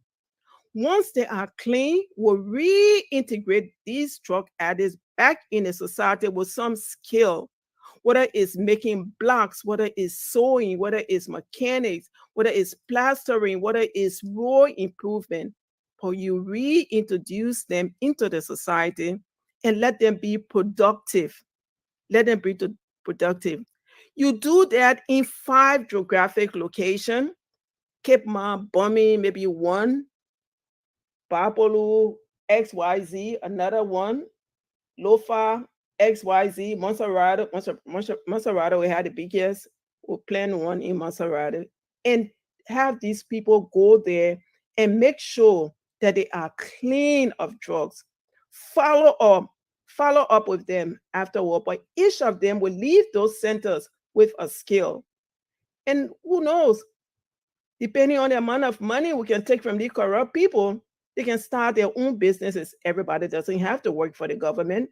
They can start their own businesses, block making, carpentry, paving of roads, etc., etc. There's so many productive things these kids can make, but you have to develop these 4 centers, and each of these centers will be equipped with a doctor, a nurse, so that when these people they will be fed the first year or the first 6 months, it will be the total responsibility of the Liberian government. They will be fed, they will be clothed if possible, and all of that. So that's how I would tackle it. Okay, Madam Kroma, we want to just thank you for joining us today. I see Fadiga also just joined us, but he's joining at the end of the show. You'll be able to as Yeah, running late. our Yeah, give me a next. chance. I can ask two questions though. If you ain't got nothing We though. have our next guest in the All studio. right, that's fine. If we can just ask our next guest to just hang in there with us, is that okay with you? You can just nod or give me a thumbs up. I can see you in the back if it's okay with you, because we still can't. Okay, thank you. I'll give Fariga the opportunity to just go ahead. But let me just ask Diamond, are you done with your questioning as well? Yeah, I just had one last question, but I could pass that for Mr. Fadiga to ask his questions because we already pressed for time. So I Yes. could just allow that slide. Yes. I will get her on the morning show another time. Yeah, Thank you. I would love that, Diamond. Go ahead, Fadiga. Madam Kurma, I was not here, but I was listening while in the car driving, and I listened. You share a lot of good information. You work as an auditor in California, right? Did I hear that right? Yes, I did. All right. Madam Kurma, do you believe that racism still exists in America? Absolutely. And do you believe that our people are still being marginalized by whatever group of people you think, whether politicians, ordinary people? Do you still believe that those marginalizations still occur in Liberia? Especially to the women. I would Fair say. enough. Mm-hmm. You answered a question a few minutes ago, and I know that asked you that question. I just wanted to expand on it. I've been on this trip, and I'll be very blunt. A few days ago, Mr. Alexander Cummings named his running mate, and I thought it was problematic. Not that Liberia is still experiencing some of the things that we experienced when our colonial master came. I don't think those things are still prevalent. However, those individuals that did it, some of them are still around. That ideology is still around, where when you doing things the right way, they see you acting white. When you go to school, you queer or you civilized person. And this ideology came into being a couple of years ago. Now nobody want to be identified with it. And I said that was very problematic. And our people are inclined not to vote for them. And I stand by it. Do you believe that Liberia still have that problem? A problem of one group of people that have dominated a country for 150 of some more years until 1980. And then we have had almost 30 something years of indigenous rule. Some people say that is divisive. But the reality on the ground is Man Kotati, that way somewhere in Yucatan there, a lot of them, based on what we are hearing, based on what I know, because I was born and raised in Liberia, that they see that there is something wrong with someone that's supposed to be smart and culturally conscious, having a ticket that people believe is problematic. Do you see anything wrong with that ticket? That's just your personal opinion on one. And do you think that there's still a problem in Liberia? My quick answer is no. I have so many friends that belong to the Bromskin family. I don't know much about Alexander Collins, but we've been friends from the time we were at Race Institute, and we live harmoniously. You mean Mr. Cummings, right? Not Collins. Alexander Cummings. Yeah, Cummings. I mean Mr. Cummings. I really don't know Mr. Cummings, but as far as the Bromskin family, I know them. I have several friends in that family. And to me, I had no problem with them at all. As a matter of fact, one of the nieces spent time with me in California. When I first went to the States, I spent time at one of the brothers' house. I slept there. So there was no problem at all. But that stigma does exist in Liberia. And it's left with we, the educated one, to bridge that gap. Because at the end of the day, we are all one. You always have to walk with your head up high. You know, the first school I went to, Banga Methodist school in Banga, you walk with your head up high. You felt that you were number one. Nobody made you number two. And all the schools that I went to, I kind of felt that way. So, but yes, the problem still exists, but it is left with you, the individual, to absorb it or just brush it aside. With me, I walk with my head up high. You always have to walk with your head up. I got nobody is better than anybody. I don't care what they think, what they look like, what diamonds or whatever they wear. No one. That's a sense of inferiority of that individual that is thinking that way. So let's not bring nobody should bring themselves down to that level. What about those that are not? I mean, you. The fact that you're even running for president, I must commend you for that. For your preferring what you did in California, you're educated, a Liberian woman, but there are other people in Liberia that do not have the same, I would say, privilege now as you. How do they navigate that fine trend of walking with their head high when their head has been bowed for so many years? Even our children are taught not to stare at others in the face. I tell you what, in a Vai culture, it's a femme kemumbe. There is nothing, but we are something. And if we have something, then we are. And then in a Pele country where I was born, Kukatono, we are all one. Kukatono. So if you just listen to those two voices in your head, nothing, don't let anything ever make you feel inferior or superior to anyone. We are all one. Yes. Thank you. Thank you so much. That's all the question I have. I knew actually I asked you to ask question for the guy. I got more, but I want to ask. I enjoy her. I think you did well. I hope we have another time to bring us some of those good things that you have done in Liberia. And I wouldn't know your running mate. I don't know when you're going to be naming your running mate because I'm still searching. Come on, the other people searching, you still searching. Yeah, let her rush and get. I got fixer one, I got fixer two. So which one is your slogan now? The chosen one. I am the chosen one. Oh, so chosen one and chosen two. Yeah. All right, we're looking for chosen two. All right. Yeah, so I look forward to that. So, Madam Kroma, please give us your closing thoughts, because we have another guest in the background here that we'd like to bring on. But I want to also just thank you for educating us about your platform, who you are, and the way that you want to contribute to Liberia. But please give us your closing comments. Okay, but first and foremost, I would like to thank you all very, very much for giving me the privilege to be on this huge platform. And I've seen each of you guys, it's like I know you guys. But Liberia come first to my mind. Liberia is at a stage where each and every Liberian has to build up this nation. We cannot leave it to one person. We have to pick up our trash. I had a thought the other day to let all the government officials, the legislature especially, to go at red light to help pick up the trash, and I will be there with them if they can make a pledge to be there. If they can wear their boots, so let's wear our boots, our gloves, and go to red light and pick up all of the trash.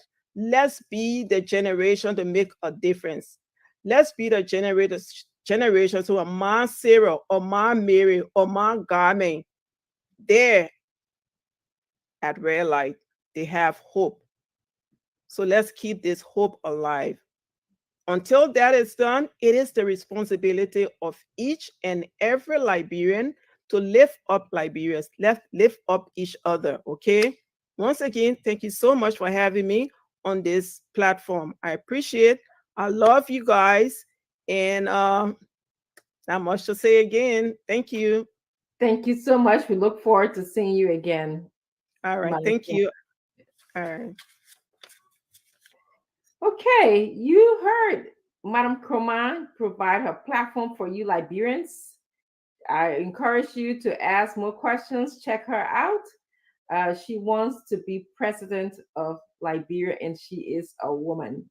Okay, I'm just very proud of that aspect of her being a woman and seeking the presidency. We have our next guest in the background. His name is Kay Praise. He's gonna come. That of course he has another name, but he's commonly known as K Praise. He's gonna come into the studio here to let us know who he is, and he's just sung a very popular song. We'll be talking about that song. So good day. You want to bring K Praise in? All right. Hello, Mr. Kida. How are you? We can't hear you. Please unmute yourself. How are you? Are you hearing me? Yeah, now we're hearing you. How you doing? I'm doing good. I'm fine. Thank you so much for the privilege given me.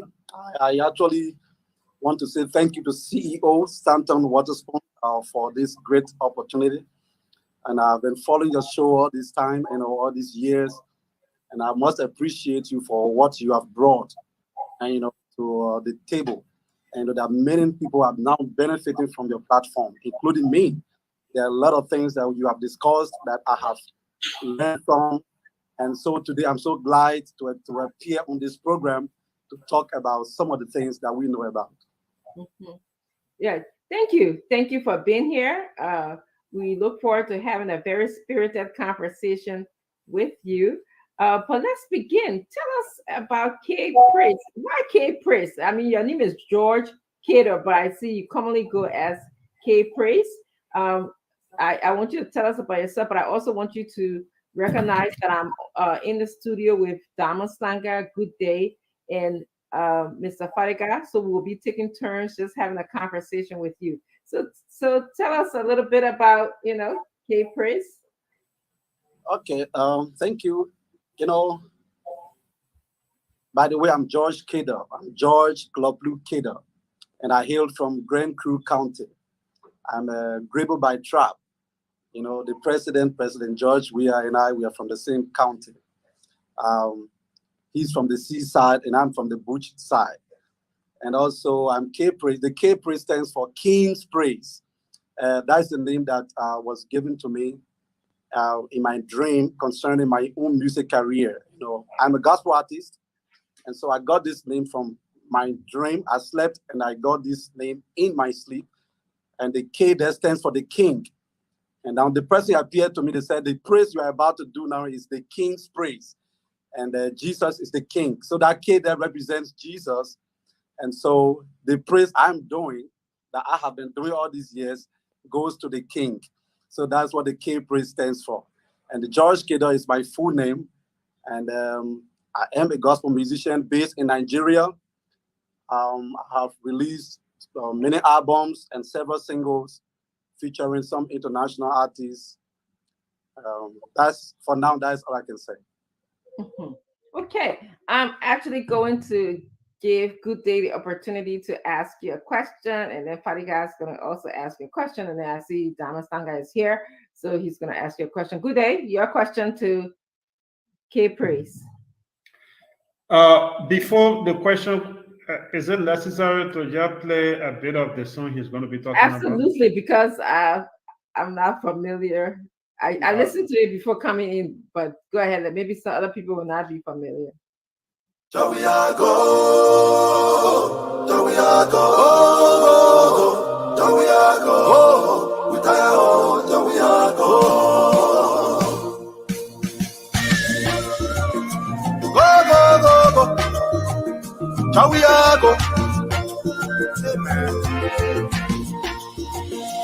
Devils are crying, market women are crying,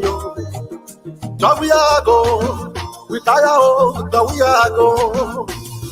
innocent people are dying, the students are taking home, we tire,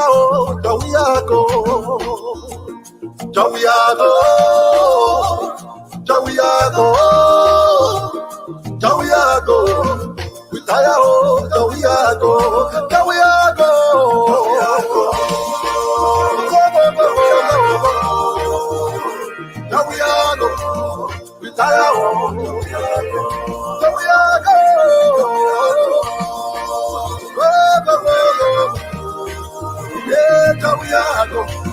we Messiah, oh, now we are go.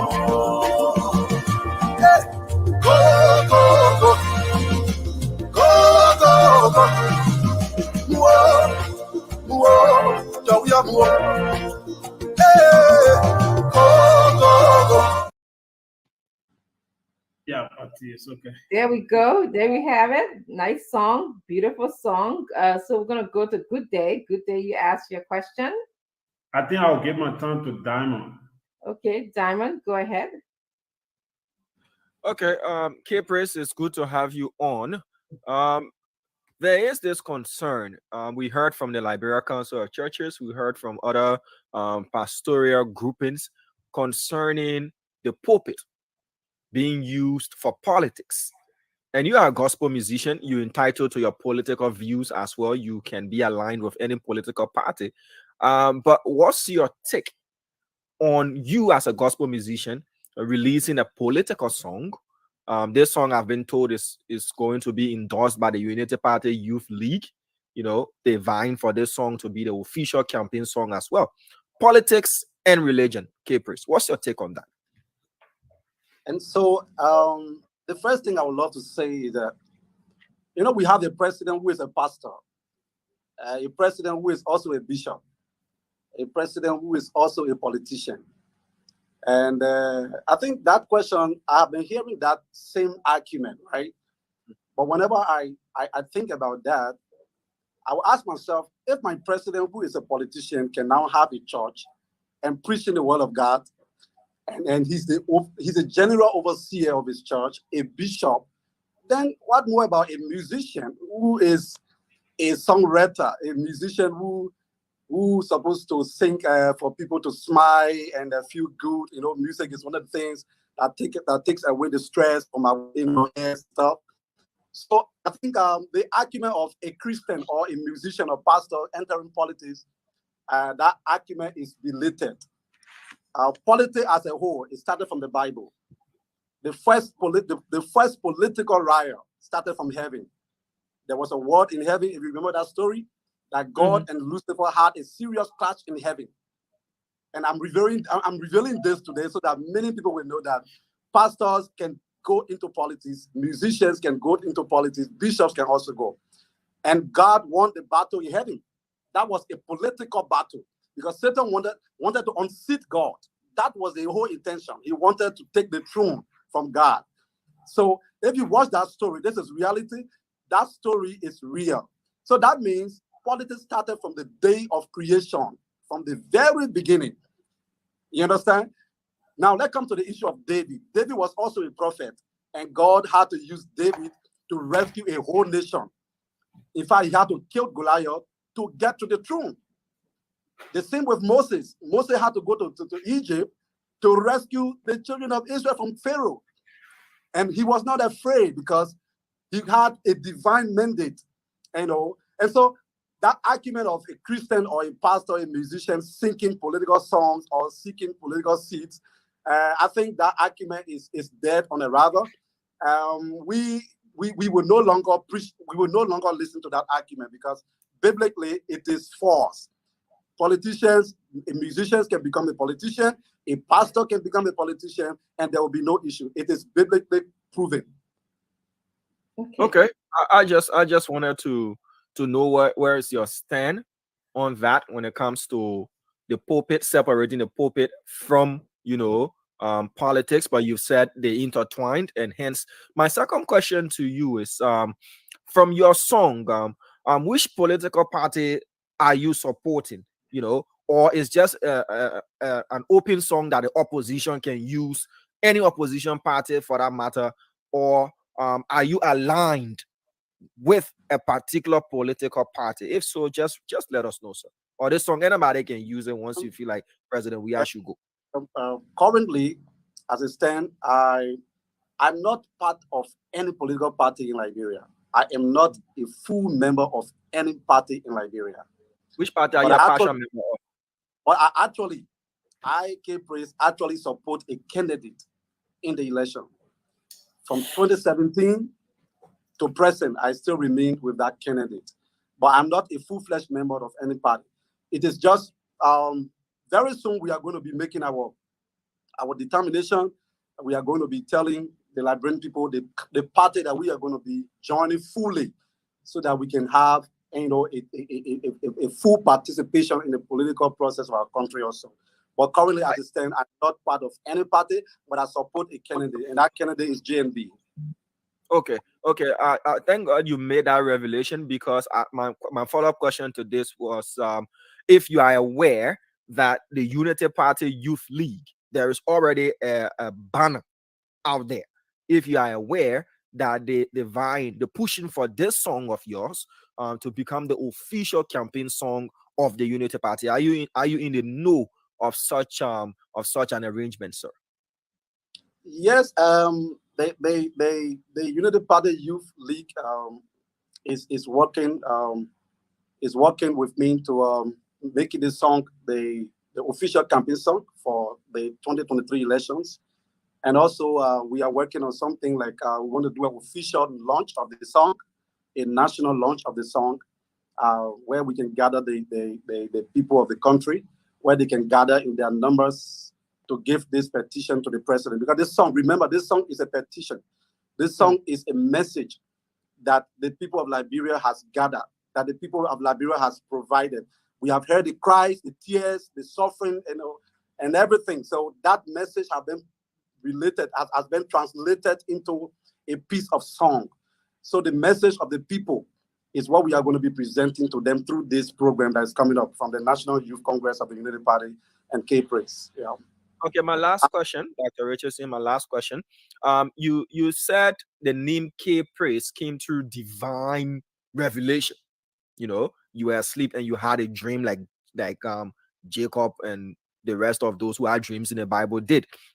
This song as well, was a divine revelation or just based on what current realities are? Did you have a divine voice telling you, K-Praise, do this song, and at the end of the day, George Weah will go, or what informed and inspired you to do this song, sir? I think earlier I said the song actually comes with this message, right, from the Liberian people. In my own spirit, I have been troubled. And I said this on the Class Reloaded. I have been troubled for 3 days about this. And I was contemplating that, this song, can I do this song? If I do this song as a gospel artist, what will people say? Will George Weah sit and will he not go after me? I was afraid. Let me just be very bold, right? But at a point, I kept hearing the voice, do this song. The people, you cannot hear the voices of the people at once. There are people in Lofa County, in Nimba, all across the country. They are crying, but their voices can where the song came from. So my spirit was troubled to translate those cries, the tears, and those things that the people are going through, to translate it into a song, so that the song can now go global, so that the whole world and the president can hear what the people are saying. So it was a divine kind of revelation as well, because I didn't plan to do the song. I did not sit down to write it. I woke up early morning and I was just troubled. 3 days, I was contemplating, thinking, how do I do this song? And I was troubled, and I called my engineer. I said, let's do this song, and so that we can get it off our head. Something is troubling me about this thing. The people of the country are suffering. They are crying. See people dying everywhere. See people, there is no food. Everything is just moving somehow in the country. So we needed to give this message out so that the world will know, and so that the president will also know what the people are going through, since their voices cannot reach him as a president. Yeah. Okay, Dr. Richardson, I respect for a bit. Thank you. Fadiga, your questions to K-Praise? Sorry about that. Well, great song. It couldn't have come at a better time. I enjoyed it the first time I listened to it. I know you just talked about what inspired you, got that revelation, but do you have other songs? Yes, I have other songs. You mean political songs, right? Political, non-political, just regular gospel. Yes, I have other songs. I have over 30 gospel songs on all digital platforms across the world, Boomplay, Apple Music, and I also have some other political songs. Yeah. Well, we need to share the political song. I will inbox you. We need those songs. Now that you're on a rescue team, we need those songs. Something. But this brings me to my main question. You're in Nigeria right now, right? Right. Do you have any intention of going to Liberia to join the campaign? Yeah, currently we have a planned trip to Liberia by July. My team and I will be entering Liberia in July officially, and we will be on the campaign trail as well. We are prepared to take.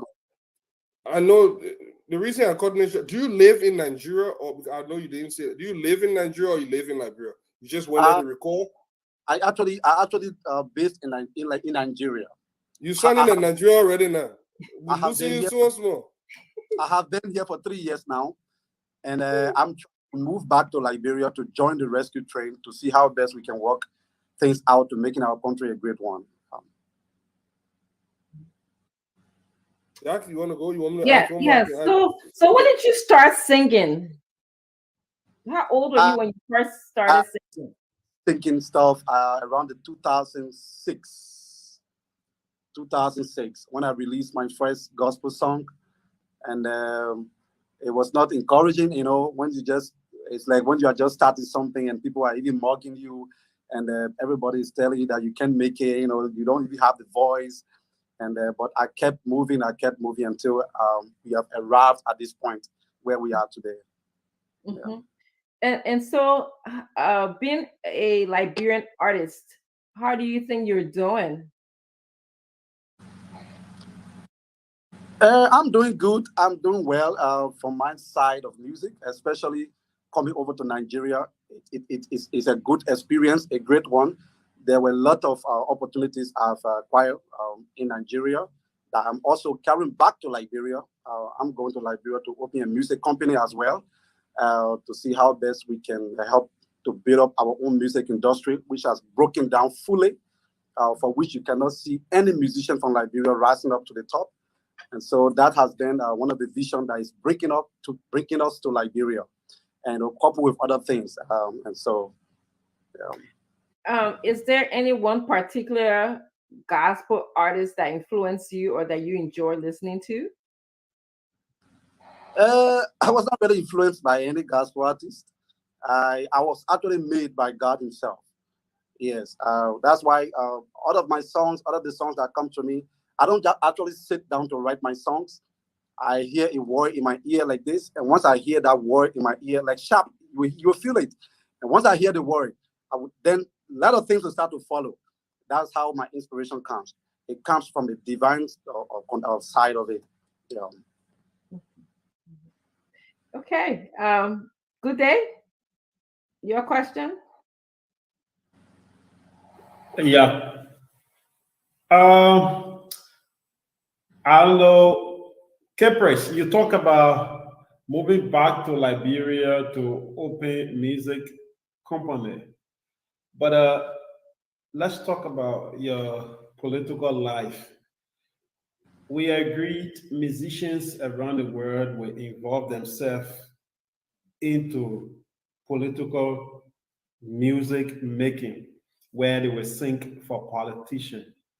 But again, you have an audience that is not just for a specific candidate. Where do you see yourself in the coming years? Example of some of those musicians are Sonega Diebo. During the Unity Party administration, Sonega Diebo was the darling boy of Liberia, specifically with the Unity Party. He sang all of the songs. And today, Sonega is nowhere. In terms of music, we are not seeing Sonega making headways again. Sonega is just like from this party to this party, he sing for this politician, get his rating, pull in his pocket. Where do you want to see a music career with the type of path you have getting on to start creating enemies for yourself by morphing another politician and supporting another politician, looking at the larger support that they have? Thank you so much. Good day. one of the things I'm not going to do is to forego my career. I'm a professional musician, a full-time musician. I am not working. I'm not doing any work. I think you know what it means to be a full musician, full-time, where you're not doing any other work, but you are paying your bills and you are living by your music, pay for flights, you do everything, pay your rent. Those things, normally, they don't really happen in our country. The normal Liberian musicians would not have such platform or opportunity to sustain themselves. But by the grace of God, we were able to get to a level, to a peak, where we can even be able to bring up other people and be able to even invest in our country. So in terms of where I see myself, I still see myself as a gospel artist, and I still see myself producing those gospel songs that will heal lives, that will give breath to people, that will make sure that the lives of people are blessed. But also at the same time, we will not neglect our political responsibilities. As a human, I feel that I'm already a Okay, let me interrupt you a bit. Yeah. I was in Liberia during the 2017 elections, specifically the presidential election. You made songs for the Unity Party.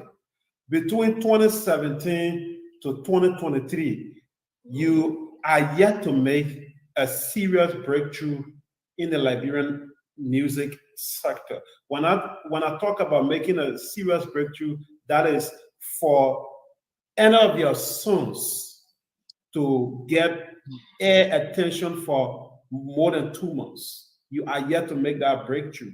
And looking at you now, from 2017 to today, you have always been into political songs. Do you think this is not going to have negative impact on your music career? Looking at example, one of the godfathers of Liberian music, Sonaga Diabo, who made breakthrough. I mean, he was a household name in Liberia. He succeeded in Liberian music than you are today. Sonaga was everywhere in every household in Liberia when we were coming up in 2005 up to the time Ellen left office. Sonaga was everywhere. He made a breakthrough, but you've been trying. You've been trying, making hit songs, but you have never breakthrough like him. Okay, thank you so much. I think you talk about 2017 to now. In 2018, I did the most popular song in Liberia called Show Up For Me. And I think you know what the song did. It was a song that actually announced K-Praise across the world. It was even the song that took me to Nigeria, for which today I'm on international platforms. Sustainability is very important. That's one of the key things. If you are able to sustain your career, to sustain yourself, I think you can be able to make a break.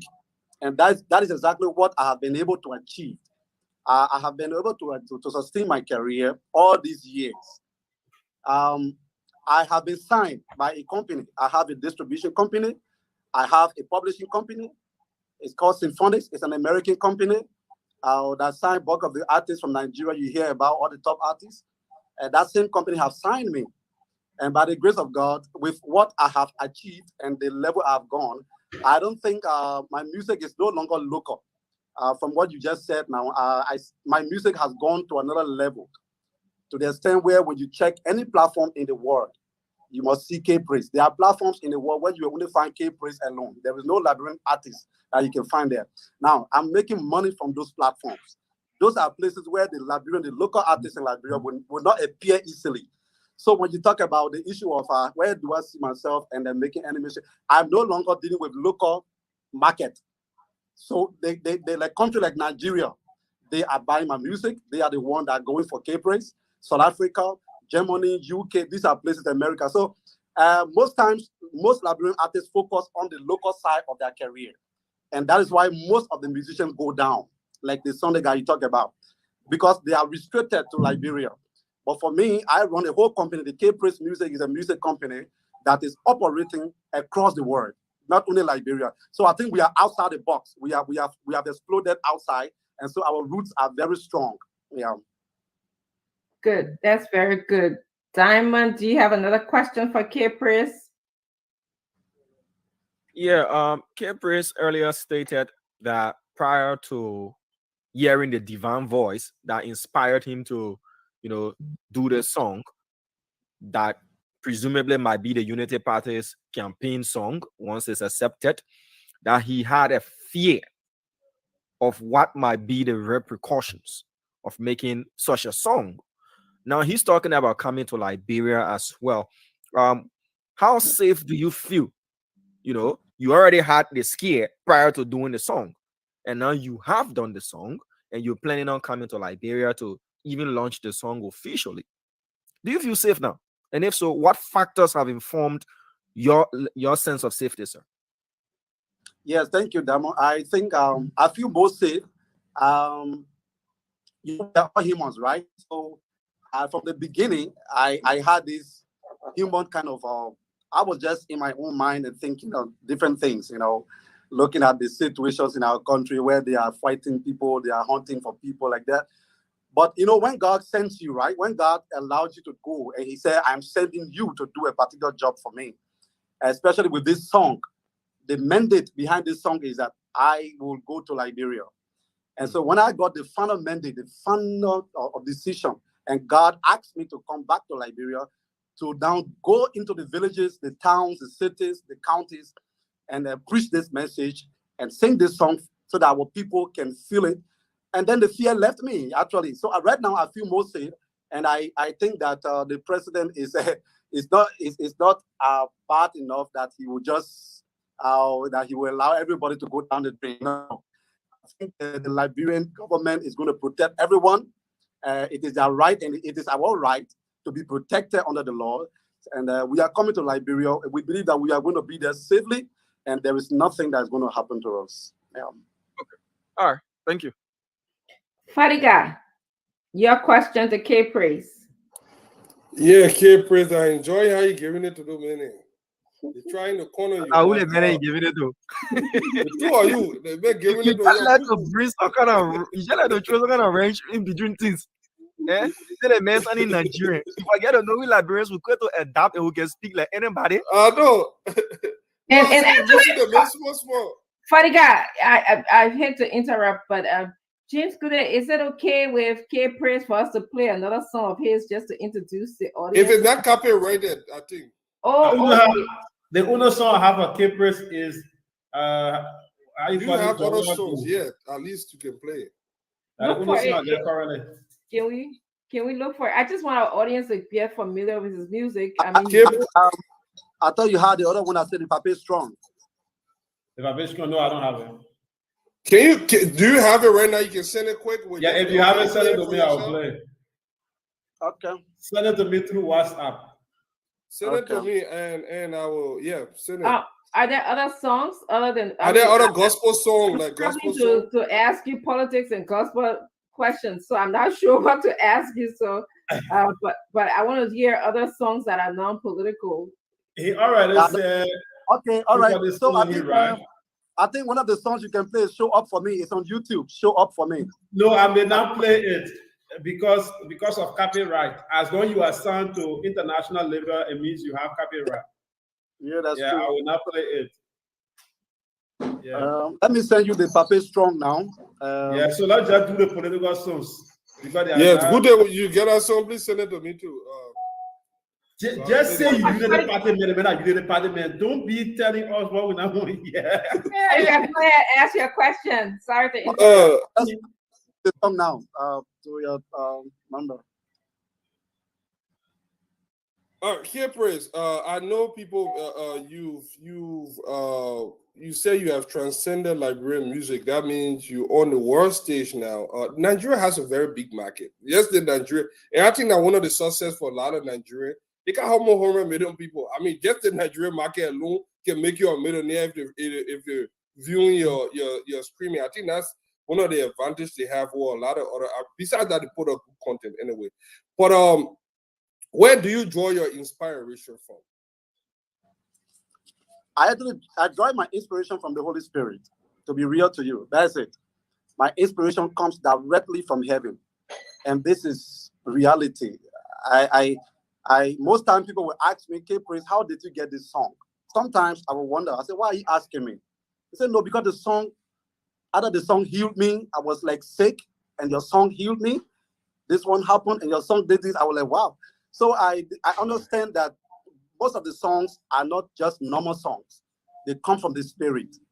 And also the Nigerian market you talk about is the largest market now in Africa, and also taking over the world gradually. So when it takes God to enter the Nigerian music industry, especially with the level that we have come. I think you see in my hands, these are some popular artists from Nigeria. You see that Message Chino is by me there. You are going to see you see Nathaniel Bassi is there. If you know all of these artists from Nigeria, these are all top artists. This is another mixtape. I think you see here. So this is how Liberia name is moving out here. Liberia is already on the map. If you come to Nigeria now, if you check the Nigerian music market, you are going to see just one face, which is K-Praise, among the Nigerian artists. So I'm just saying this to say that Liberia has already gone. We are out there already, but many people are sharing, like not focusing on gospel, especially for our country. The support is not there. Liberians are not going for gospel. And that's why our artists back home, they are struggling and suffering. You know what I'm saying? And this is one of the main reasons why we are going back to Liberia. It's not just for politics alone, but also to see how best we can invest in the music industry, how to connect our artists back home so that they can also have publishing companies that can publish their songs. Because all of my songs now on the digital platform, once you play my song now, right now, you are paying money to my account. It registers to my phone immediately. The money comes to my account. So, and I control my account from here, from my phone. I watch everything, and the countries my music plays, Germany, UK, everywhere. So any song you play for me now as you speak, the money comes to me. They are going to subtract that money from your card or from your bank or wherever. So that's the level we want Liberian music to reach. And and by the grace of God, it took me a lot. I sacrificed my life. I came here, went through the storm. There was nowhere to stay. There was no house. I was in the street, and I managed to make my way. I was just trusting God, and God has done it finally for me. Yeah. Thank you. I got 1.5 questions. Jack, please give me. Let me. Go ahead. We got time. The music ready. Oh, the music ready. No, let me ask a question for you because I'm music. Okay. Let me ask a question. K-Praise will answer. Another thing you didn't say before I wanted to ask about why we're not doing well. But let me go to yourself. A lot of people don't know you. I didn't know you. Are you married? Do you have children? Tell me about your personal life yourself. Let us get to know you. Who is K-Praise? Talk about your family. You related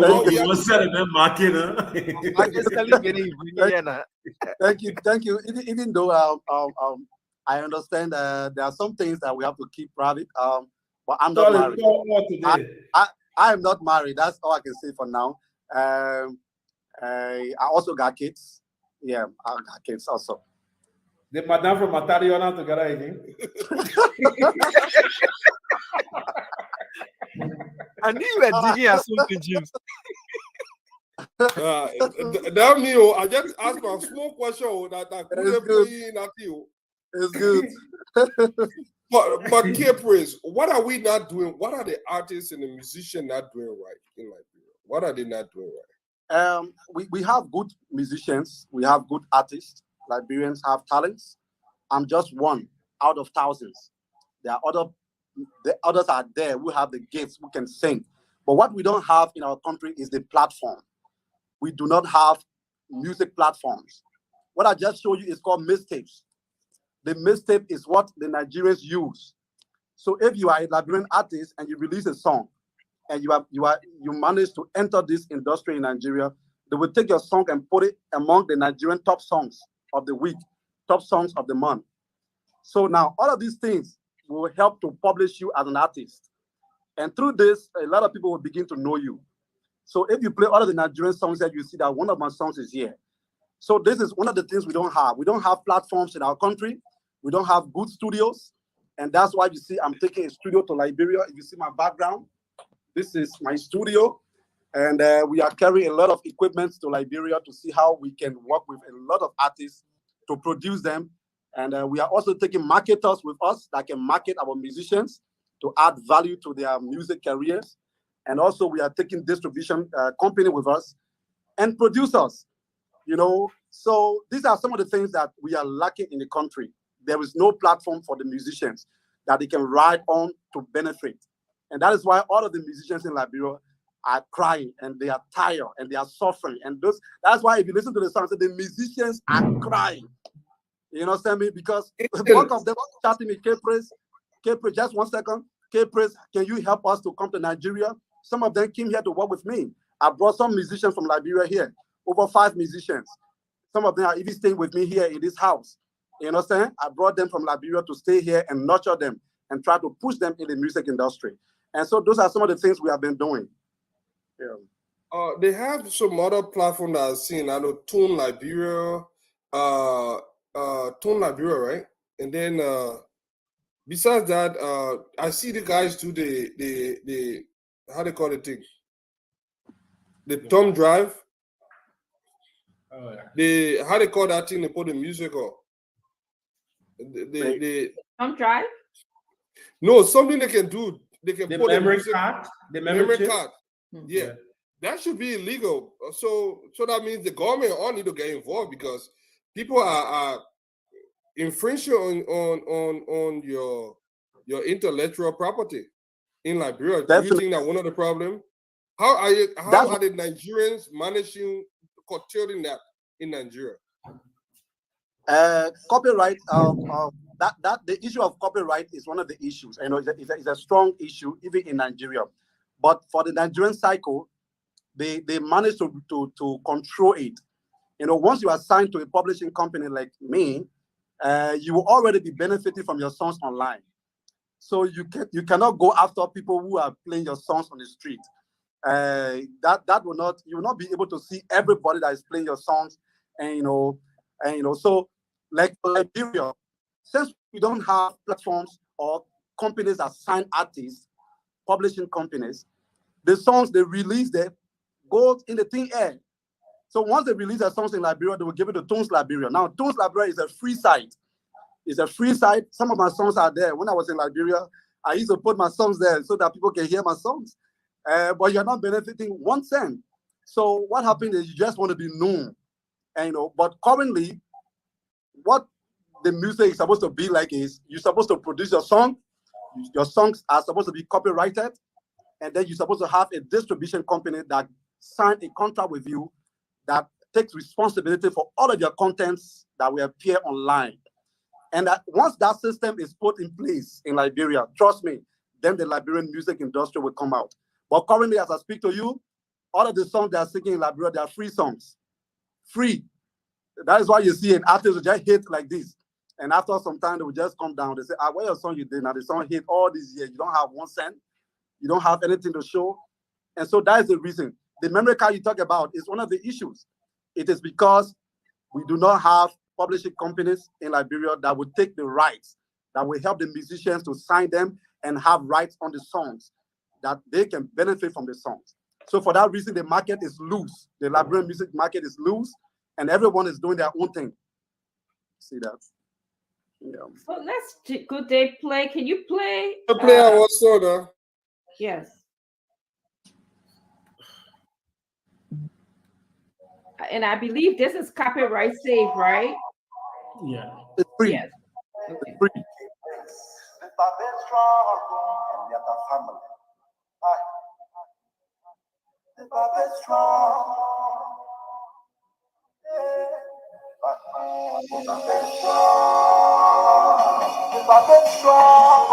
No, that's wonderful.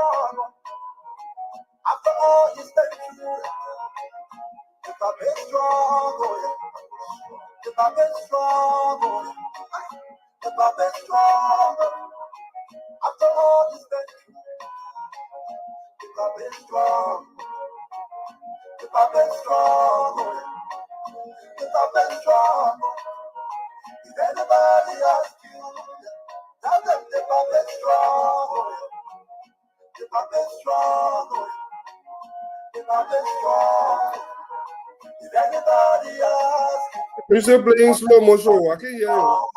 Yeah, free your end. You say you will die, you will die, you will die. But you will still live in your baby. If I'm best struggle. Happy people will follow you. Rescue number one. Rescue everything. Give up the justice system. Come and rescue. Rescue the market woman. Rescue the children, oh mommy. Rescue the economy. The vision is bleeding. If I'm strong, if I'm strong, after all he's been through, if I'm strong, if I'm strong, if I'm strong, after all he's been through, if I'm strong, if I'm strong, if I'm strong, if anybody asks you, tell them if I'm strong. Listen, he say, it's so wisdom. He say, his experience, cause the old men know what the young can see. He's our father, he's your uncle, it's his destiny. Rescue Liberia, oh, rescue the motherland. Please, let's rescue our children. Everybody on board is rescue team. If I've been strong, if I've been strong, after all he's been through, if I've been strong, oh yeah. If I've been strong, oh yeah. If I've been strong, after all he's been through, if I've been strong, if I've been strong, oh yeah. If I've been strong, if anybody asks you, yeah, tell them if I've been strong, oh yeah. If I've been strong, oh yeah. If I've been strong, if anybody asks you, tell them if I've been strong. If I've been strong, oh yeah. Stronger than the Bible. Hey, the Bible will come down. But the Bible so big as it's so. Bible come down. Yeah, Bible come down. On the Bible come down.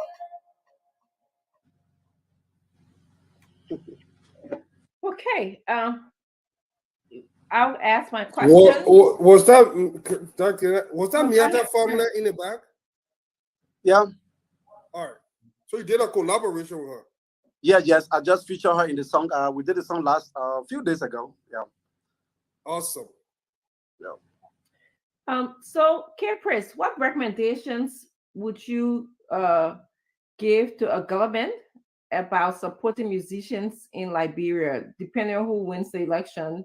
What recommendation would you give? Yeah, I think music is very important, especially entertainment. Imagine Brazil using football to build their country. Just Brazil alone, just football, only football. So music alone can develop a nation. Music alone, entertainment can boost an entire country. And see our president becoming a musician. He has been singing all of the songs, Mama Rita and all of the songs. And then he also goes on the pulpit to preach and also goes to the mansion to do a political work, all sort of things. So you see that we should have had a better music industry under this president. Let's be real. This is realistic. This should be discussed. We should not have the feelings. The president we have now should have actually boosted the morale of the Liberian music industry or the entertainment as a whole.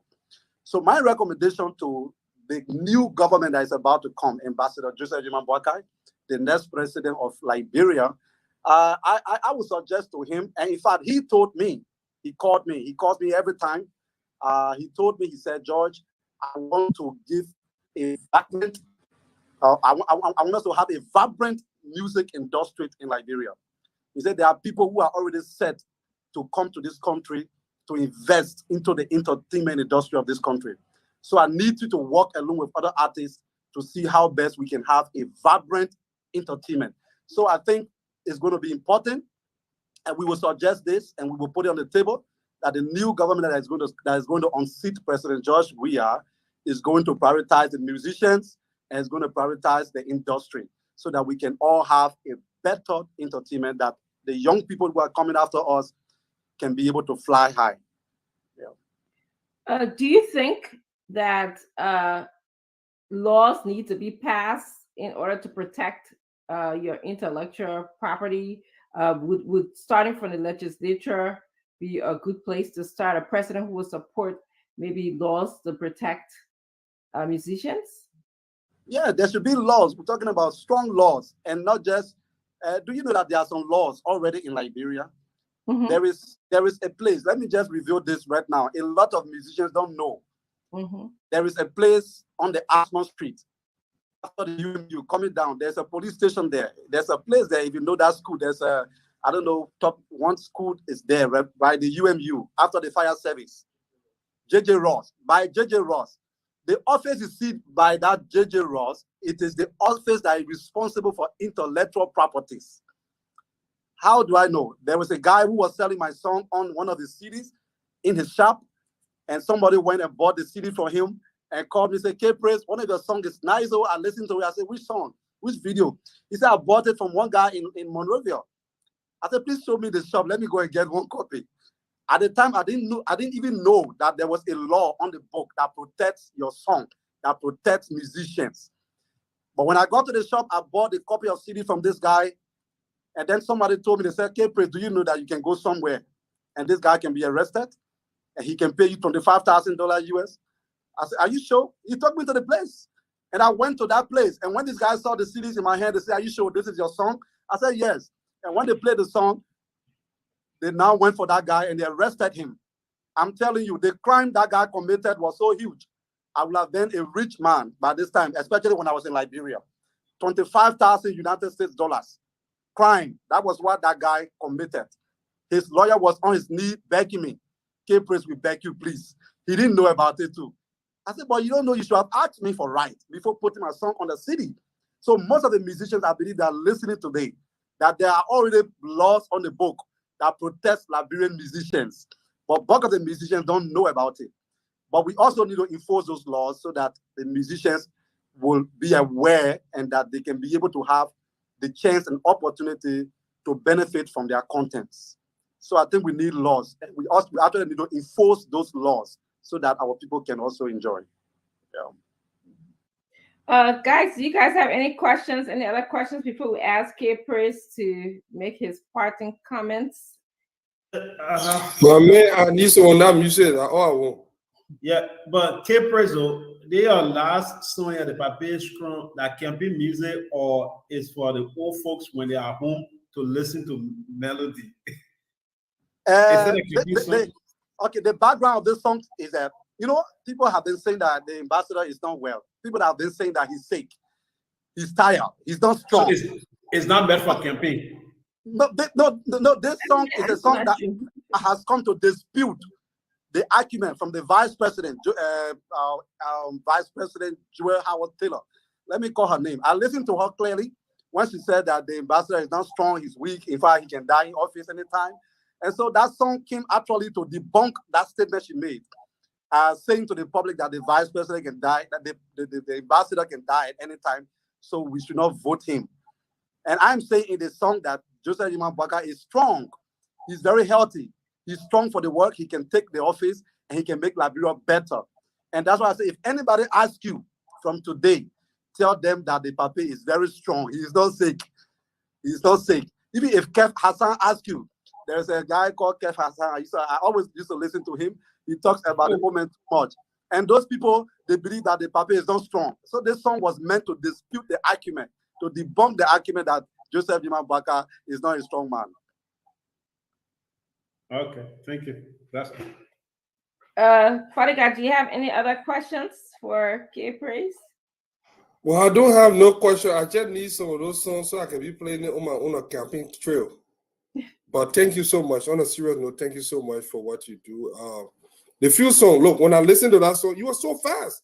How you put that song on so fast? I knew I wanted to, that one of the last question. How did you put that thing? What did you find? Because we shared the thing here, I think a few minutes later, I think less than 24 hours, you already had it out. Yes. How did you do it so quick? Which of the song? We Are Go. We Are Go. Even myself, this, as I said, it was a divine revelation, right? I actually shared the song with just one person, and when I shared the song, I was like, let me see if actually this song comes from, if the song has a divine connection. I actually wanted to see. I wanted to confirm that. But when I shared the song, just an hour, the song was across the whole globe. Even I was confused. I heard the song yesterday in the park, in Brooklyn Park. I heard the people playing the song at a barbecue. I swear to God, they were playing the song yesterday. But what did I say? I only said, So people. Yeah, so in short, that means that the song is actually a revolutionary song. The song is a song that has come to redeem the nation. Listen, by the time the president is out of the seat, President George Manuel Weah, that song, that's when you will know the value of that song. Because this song is a song that is going to liberate the whole country. This song is a song that is going to rescue the whole country. And that's why we keep saying that the song comes with a spiritual backing. Now, the question you asked concerning the song was just released in 1 hour. Imagine myself, I can't tell you how that song spread out. I can never tell you. I did not put it on. I put the song on YouTube the first night, and I deleted it from there. When I deleted the song, I was afraid, as I said from the beginning of the show. I released the song on YouTube that night. After a few minutes, I woke up, I said, no, let me delete this song. I went and deleted the song from YouTube. Then the next morning, the song was already around everywhere. So the next morning, something just spoke to me, said, be brave and do this thing. Be brave and do this thing. And I posted the song back on YouTube. Currently, the song is on YouTube, and I can never put it down because that song is the victory song. Okay. Diamond, you have a question? No, Dr. Richardson, I do not have a question. I was just wondering whether or not we'll keep K-Praise on the show and then take calls, because I think people want to give their views, comments, and concerns as well. Absolutely. One last question for you, K-Praise, and then we'll go to the phone lines, if that's okay with you, Diamond. Is it fair to say that it is divine intervention that led you to support Vice President Boakai? Actually, when it comes to the support for Ambassador Boakai in 2017, I actually follow his track records. I follow the things that he has been doing, his impact to the country, and those things actually convinced me. And also meeting him one-on-one, giving me some of those, visible things, and evidence of some of the impacts that he has made in Liberia. Actually, those are some of the things that actually convinced me to supporting him. Yeah. Okay. So definitely didn't have anything to do with it compared to your music, because you said the songs that you usually get some kind of divine interception or intervention that allows you to put out your music. Yeah. When it comes to the music, especially the George We Are Go song. Okay. That song, it's a divine song. I can admit this to you. I don't know how it happened, but I was troubled for 3 days, and I was never to myself when this thing happened. Yeah. Good. All right, we're gonna go to the phone lines and have Liberians share their views about Madame Nkrumah. Don't forget, she was in the studio. If you heard something that she said, or you want to ask her a question, I'm sure she's listening. I want to give her feedback about something she said. Please do so. We have K-Praise here. He's the one who sang "We Are Go" and also Papi Strong. We played those two music on our show right now. You can also ask him questions or make comments or feedback to him. So go ahead, Diamond. Yes, so the number is to call 0777 771075 0555 101075. Hello. Hi, good evening. Yes, sir. Let's hear you out. Oh, my name is Phil Miller Devlin. Let me say a big thanks to my brother Keith Praise for music. You know, people are saying for God so that yes, indeed, the country needs a rescue team. Country needs someone to come and rescue Liberian people. That is spoke through Keith for his music. So I pray that you should be very promote and let God give him a long life to carry him forward. And I believe that his song will bring true divine in this country in Jesus' name. Thank you very much.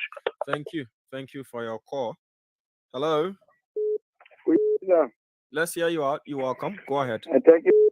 This is my name, and I join you from Bannerville. Look, let me appreciate the honorable unit in studio there. You know, the song is inspiring. As you have made, the song is very inspiring. I think this song is one of the best songs that will rescue the nation from this environment. So I think I may appreciate it so much for a unique song, and I know on Jordan 2023 or 2010 will be the next one for our country. Thank you so much for explaining me the song, sir. Thank you. Thank you for your thought. Hello. Good evening, sir. Good evening to you. Let's hear you out. You're welcome. Yeah, my name is Daniel Sewen, calling from EADV Community Road. Go ahead, Daniel. Yeah, I really appreciate my brother with a wonderful song. I love to listen to gospel song most often. And I just YouTube Rescue One. I saw the clip and I watched it to the end. And I'm very, very happy about Liberia or Liberian going that far to get your career from Nigeria, and you are going at this far.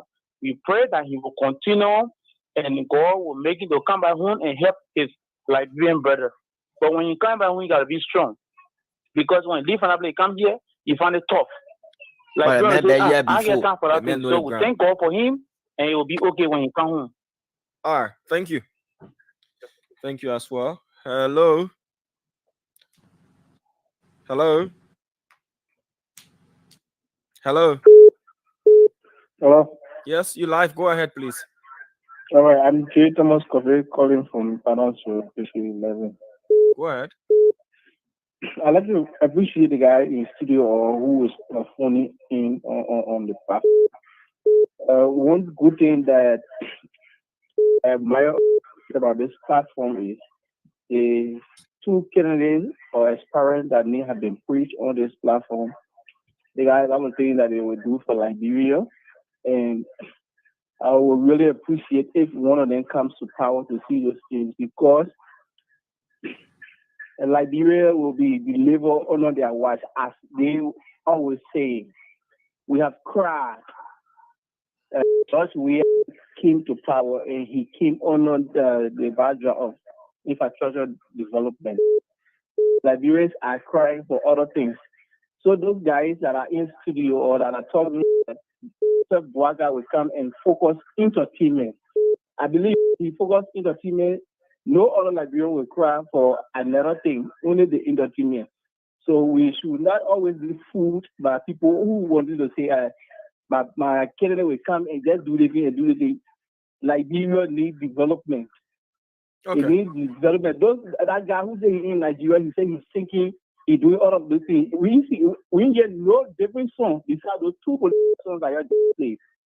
He talked about somebody was selling him that he's supposed to sell the person to jail or acquire 5,000. I don't know why he didn't get it.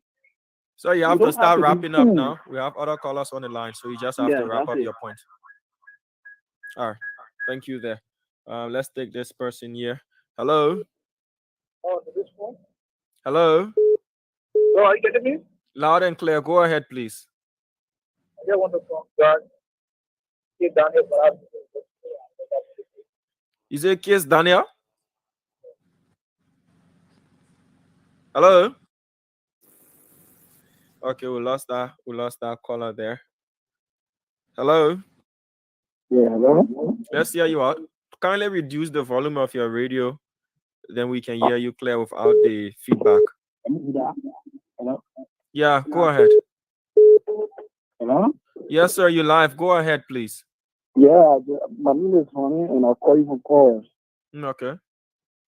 Yeah, I just want to appreciate the musician in studio. I want to say thank you for the song that he made. We appreciate that. But I want to comment on the woman that in studio first. Madam Kroma. Yeah, Madam Kroma. Yeah. One thing is that I don't know what are people think. I don't know how people taking like brother B. What do you mean? From the black, you can't say you want to become president for Madrid. Sir, let me just come in there. Is her right? Once she's constitutionally qualified, it's her right to run for any public office that she's qualified for. So you don't want to disrespect her ambitions like that. It's not fair. Yeah. All right. Thank you. All right. Let's take this person here.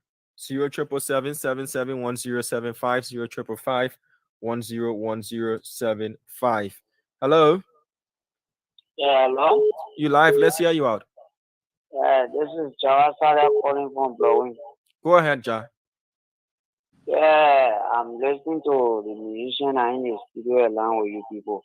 You see why the messing in place like bro was suffering about studio, and one musician, but the problem not there about the musician then in like bro here to sponsor the team, but let it to be serious because some of them when they start making money, taking the drugs attitude, video, different things. So in making a lot of the Liberian musicians then today they're not going nowhere.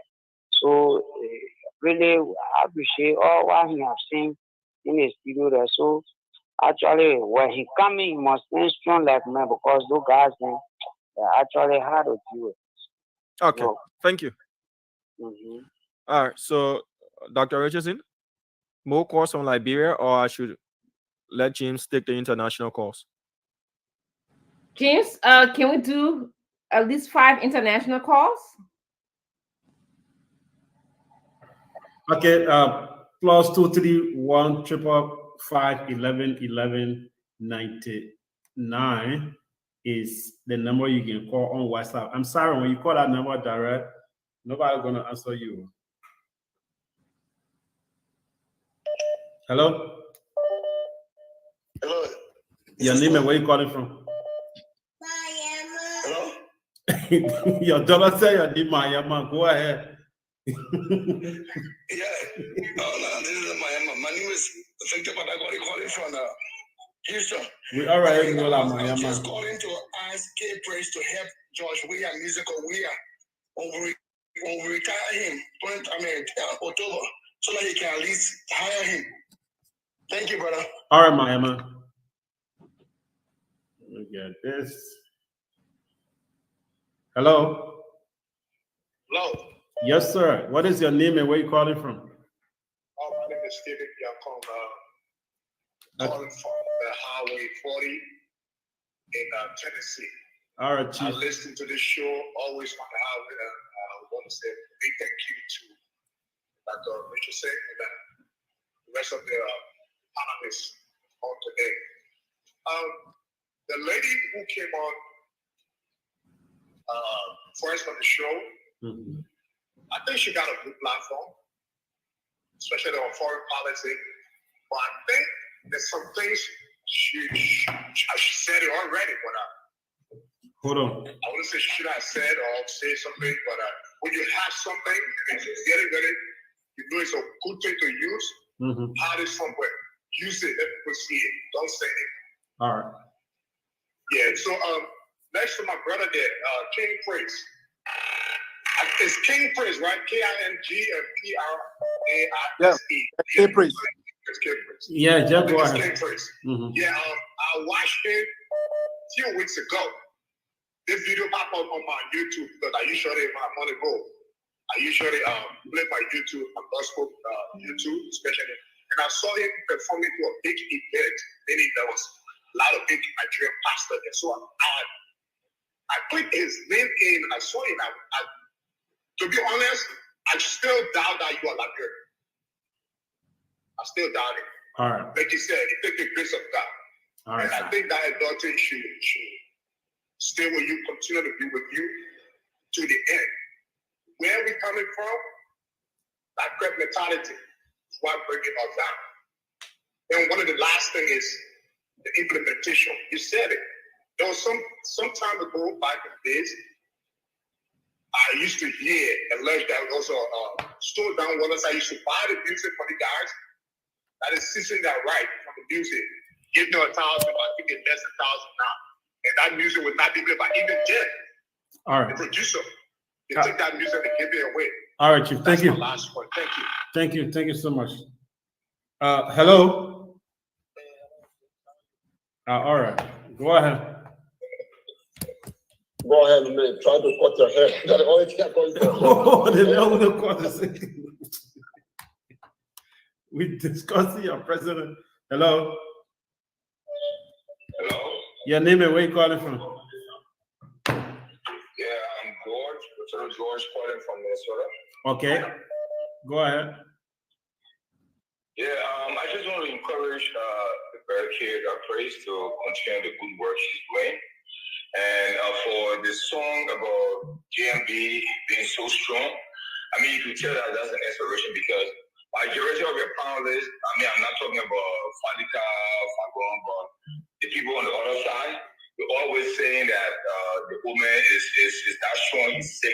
I don't know whether they have turned to God to determine whether someone is sick or they have his medical record.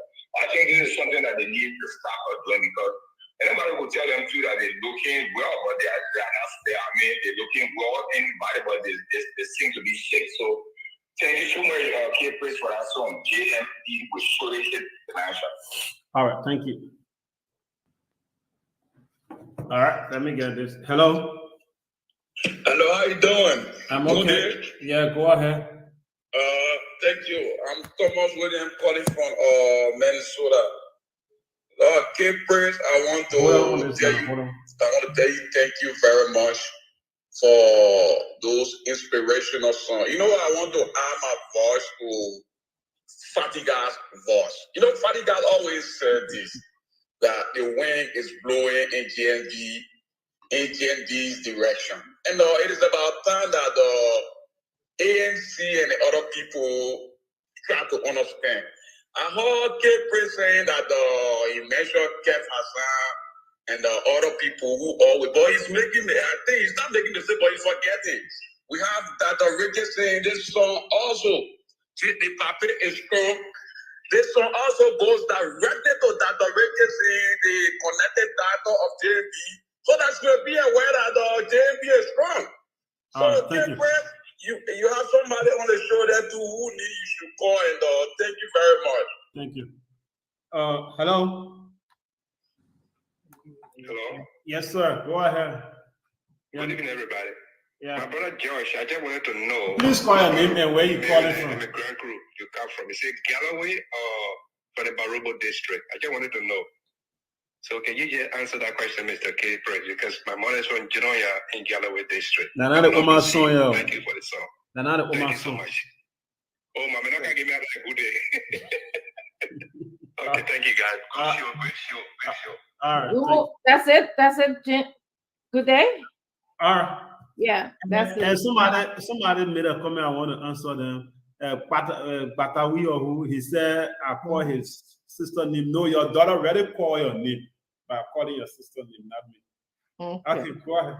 Okay, K-Praise, would you like to give your closing thoughts? Okay. And then,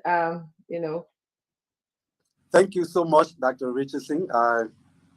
You have been doing so well on this show. Let me appreciate you. Thank you, James Goodday Flomo. You know, James Goodday Flomo, he was one of one of those promoters when K-Praise, the first time I hit the chart, in Liberia, James Goodday Flomo was one of those who actually interviewed me, and he used to promote my songs on the Liberty Radio.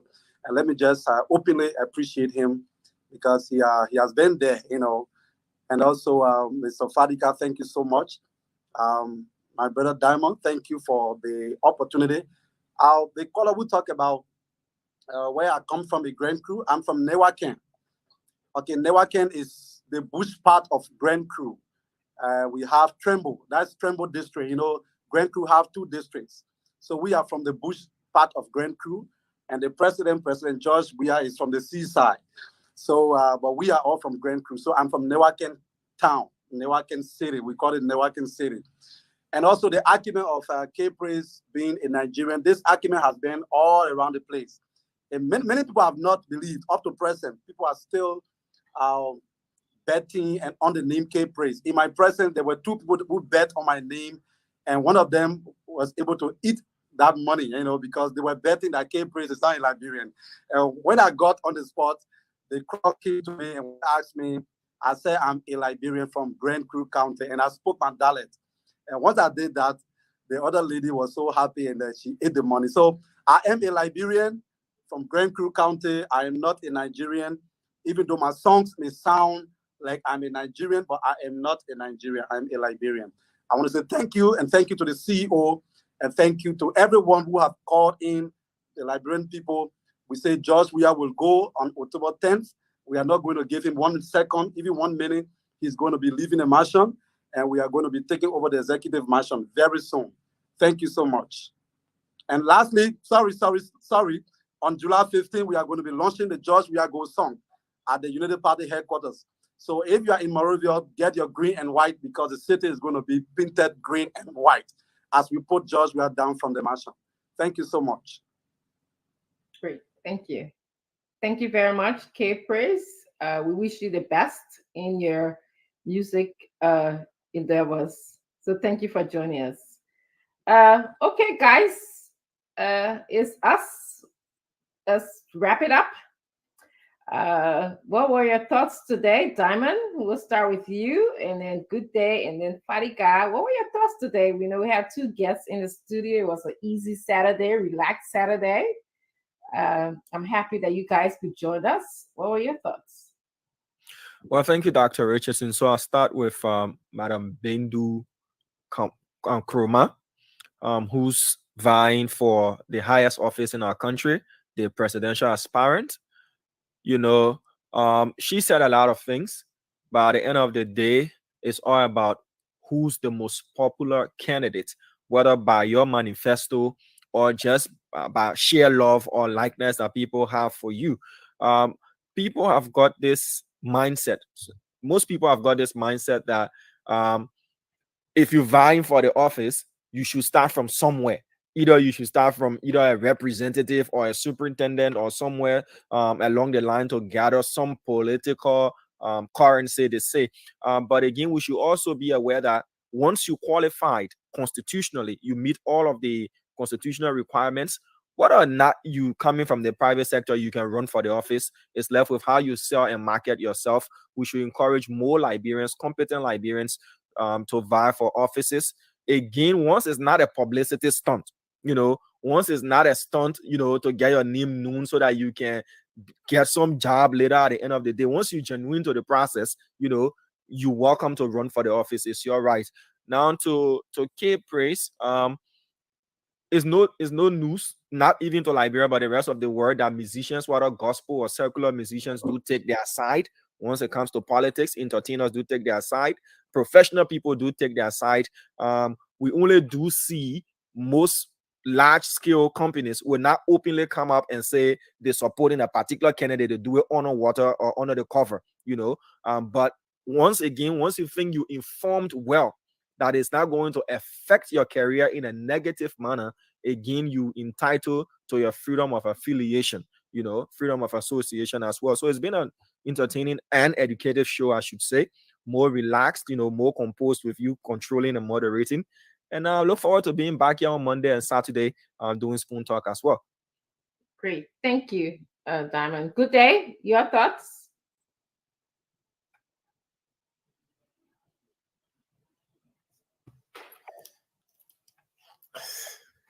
Yes. The first person who appeared, the presidential aspirant, I think she has more to do. Looking at the time she's coming, I overheard Diamond talking about people should stop asking people why now, what have you done? In politics is based on history. is based on track records. You cannot get into politics and expect people not to ask you about track records. So that was the reason I asked her, and I think she made reference to some of them. In order to be a successful politician, you must. It is not something that you should choose, but it is compulsory that you should have some past history in politics or in helping to transform society.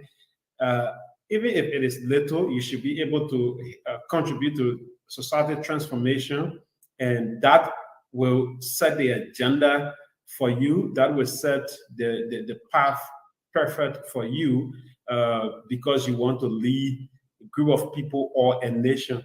But I think she's just starting up, and this is going to be her first time. Many people try. For example, President Weah tried many times. He lost, and finally, he's the president of Liberia. Great leaders fought, and at the end of the day, they won. I wish her the best, and she's a very brilliant woman. She's good. I love how she answered the questions, and some of the questions she had to bring it to the soft level, and then make make everyone who were following to laugh to some point. And that's a very good attribute of an individual who has, a better understanding of what they want and what they are aiming to get. And with Caprice, yeah, that is his choice. But my advice to musicians, not just Caprice, yes, anybody can get into politics. Everyone can preach politics, but specifically music. And it is not just limited to Caprice or Liberia. Even in Nigeria, during the last presidential election, we saw Nigerian artists getting into, this political songs. And in America, we saw some musicians doing it. It's global. But I think musicians are for everyone. There are George Weah supporters who will listen to Caprice's song, who will play his music, and as soon as they play it, like here, we have nothing to do. Sometimes we come home, we just go to, we just go online and pull Liberian songs on. They just play on repeat because of the facility, right? And those musicians are also benefiting. So I think musicians should look at their career and place it first. Don't be like a political commentator. Today I can decide to say I'm jumping into politics, journalism, like career, but I can decide to say, okay, I want to do political journalism, like what I'm currently studying, right? I can do political journalism. I come home, I do my political analysis. I don't get nothing to tell anybody, but you as a musician, you have more to do because their way of living is I can decide to support Fadiga today, I will get money. Decide to support anyone, I will get it. Because we saw people who came. I never expected Sonega Diabo to be the way he is today. I'm sorry to his fans, but Sonega is not living up to the way he was. Sonega is like, today I can get ready. I launching my representative bid. I'll call Sonega and say, sing me a song. He will sing my song. I give him 200 or 300 or whatever. He will go to the next person. And I think that is not a life. That is not a way for a professional person or a shining star to end up in their career. So I will advise musicians such as Kobazi. I've been seeing Kobazi and one CRC. I have never seen CRC on a political song or whatever you think about. So I think place yourself in a neutral position because of your career and so forth. But again, if you choose to do it, that's your right. It is your career. You can decide to change or remain. I'm done. Thank you. Thank you. Good day. Fadiga. I mean, what are you talking about? It's their right. Musicians and everyone have the right to support. It's just only in Liberia people kind of take these things on people. But if you make good music, no matter who you support, people will support you some kind of way. If the other people don't buy your music, some other people will buy your music. But I want to close on this. How you can kill a beginner career? I'm kidding. Nobody career. They may already in Nigeria now. They may get in Nigerian people. 100 million people there. You have 5 million. You can go up. You can come down. You get there. 5 million. But anyway, I wanted to say something today. There was Ellen Johnson said did something very strange. And we keep telling the Liberian people that Ellen is trying to put her foot on the scale in this election again. I was looking from the beginning. I think if you guys can remember, on the show 2 days ago, Senator Dillon has told us that he was going to tell us about his discussion with Madam Sirleaf. Fast forward on Twitter, Madam Sirleaf, good day. Can you put on that tweet for Madam Sirleaf for us? When you go to church late, sometimes you're listening to the pastor. My man, I won't listen to AG. We passed there ever since, but let me get it. Let me log back in. I'll get it. Anytime. Yeah. The Holy Spirit catch me on the one. They're my alien. I'm coming. Let me log back to my account. Okay. She want Dr. Richardson to win the election here, but it will not happen. Sit down there. You just sit down right there. I will be on the ground. I will see. We'll meet on the ground. Oh, go there. We'll celebrate. Yeah, oh, okay. I'll be there. We will get viral seat. Yeah. So, all right. So, as I was saying, why would they put it in there? Madam, look, this is look, that woman, her intimidation strategy has to stop. We need to ensure that Madam Sirleaf do not put her foot on the scale this time around. And honestly, I respect her. I respect what she didn't do and what she did.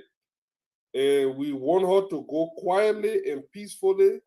And if she think that this other election, she's going to put her foot on. My man, good day. You won't play that thing? The man, you won't put it in there. I'm coming, my computer. I saw it. Right. I just saw it on Facebook. My picture, my computer now responding. I'm coming. My computer. All right. So I'm following her on Twitter actually, and she did that thing. This is intimidation. This is intimidation. Yeah, people that think also that people can see it, so we can see what is intimidation.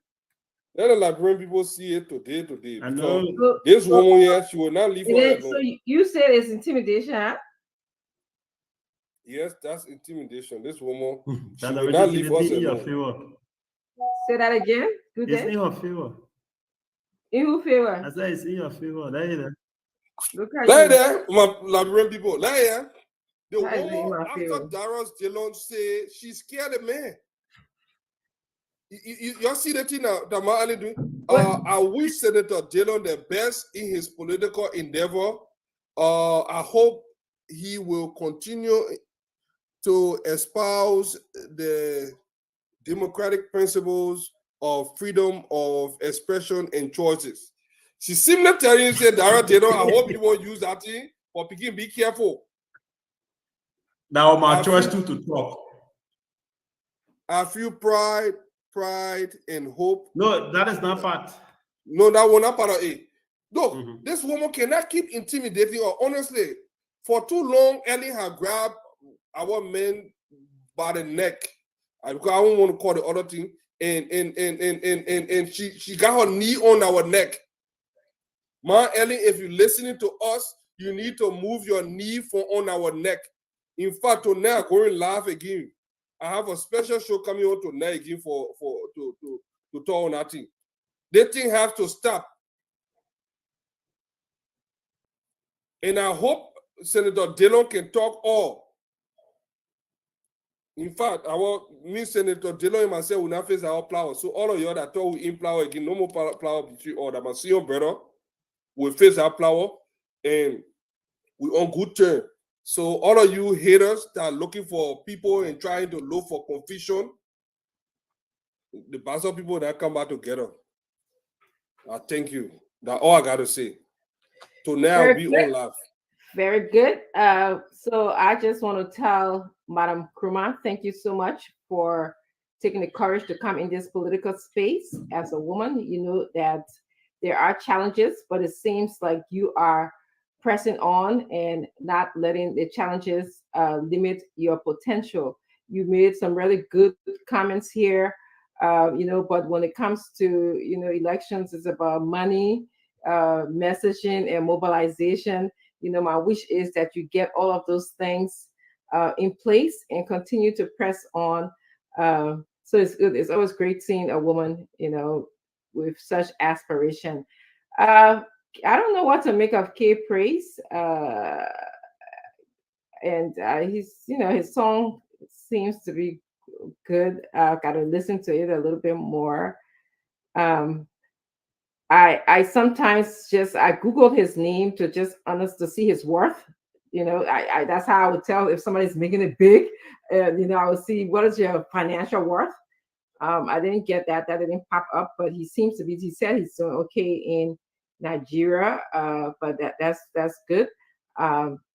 So, but you know, my final thought is that, you know, October 10th is a big day for Liberians, and obviously, you know that I support Mr. Alexander Cummings. I believe he is the best person who has the stamina, the capability, the strength, the experience, and the know-how to fix and change systems. We have systems in our country that need to be revamped. And I believe Mr. Cummings, given his experience in two systems, the Liberian system and multiple systems actually, because he worked, you know, in the United States, but then he went around the world in multiple systems, has the capability to change Liberia. Just give him a chance. Give he and Councilor Bronsky a chance. And I know that a lot of silence voters out there, and you know who I'm talking to as well. So it was a good show, guys. Thanks for joining us. We had Easy Friday. Fadiga, good day. Slanga, I will see you guys later. It's amazing. I don't feel well at all, so you can see I'm a little under the weather today. Let me go back to sleep. Okay, guys. I'll see you later. Okay, bye-bye.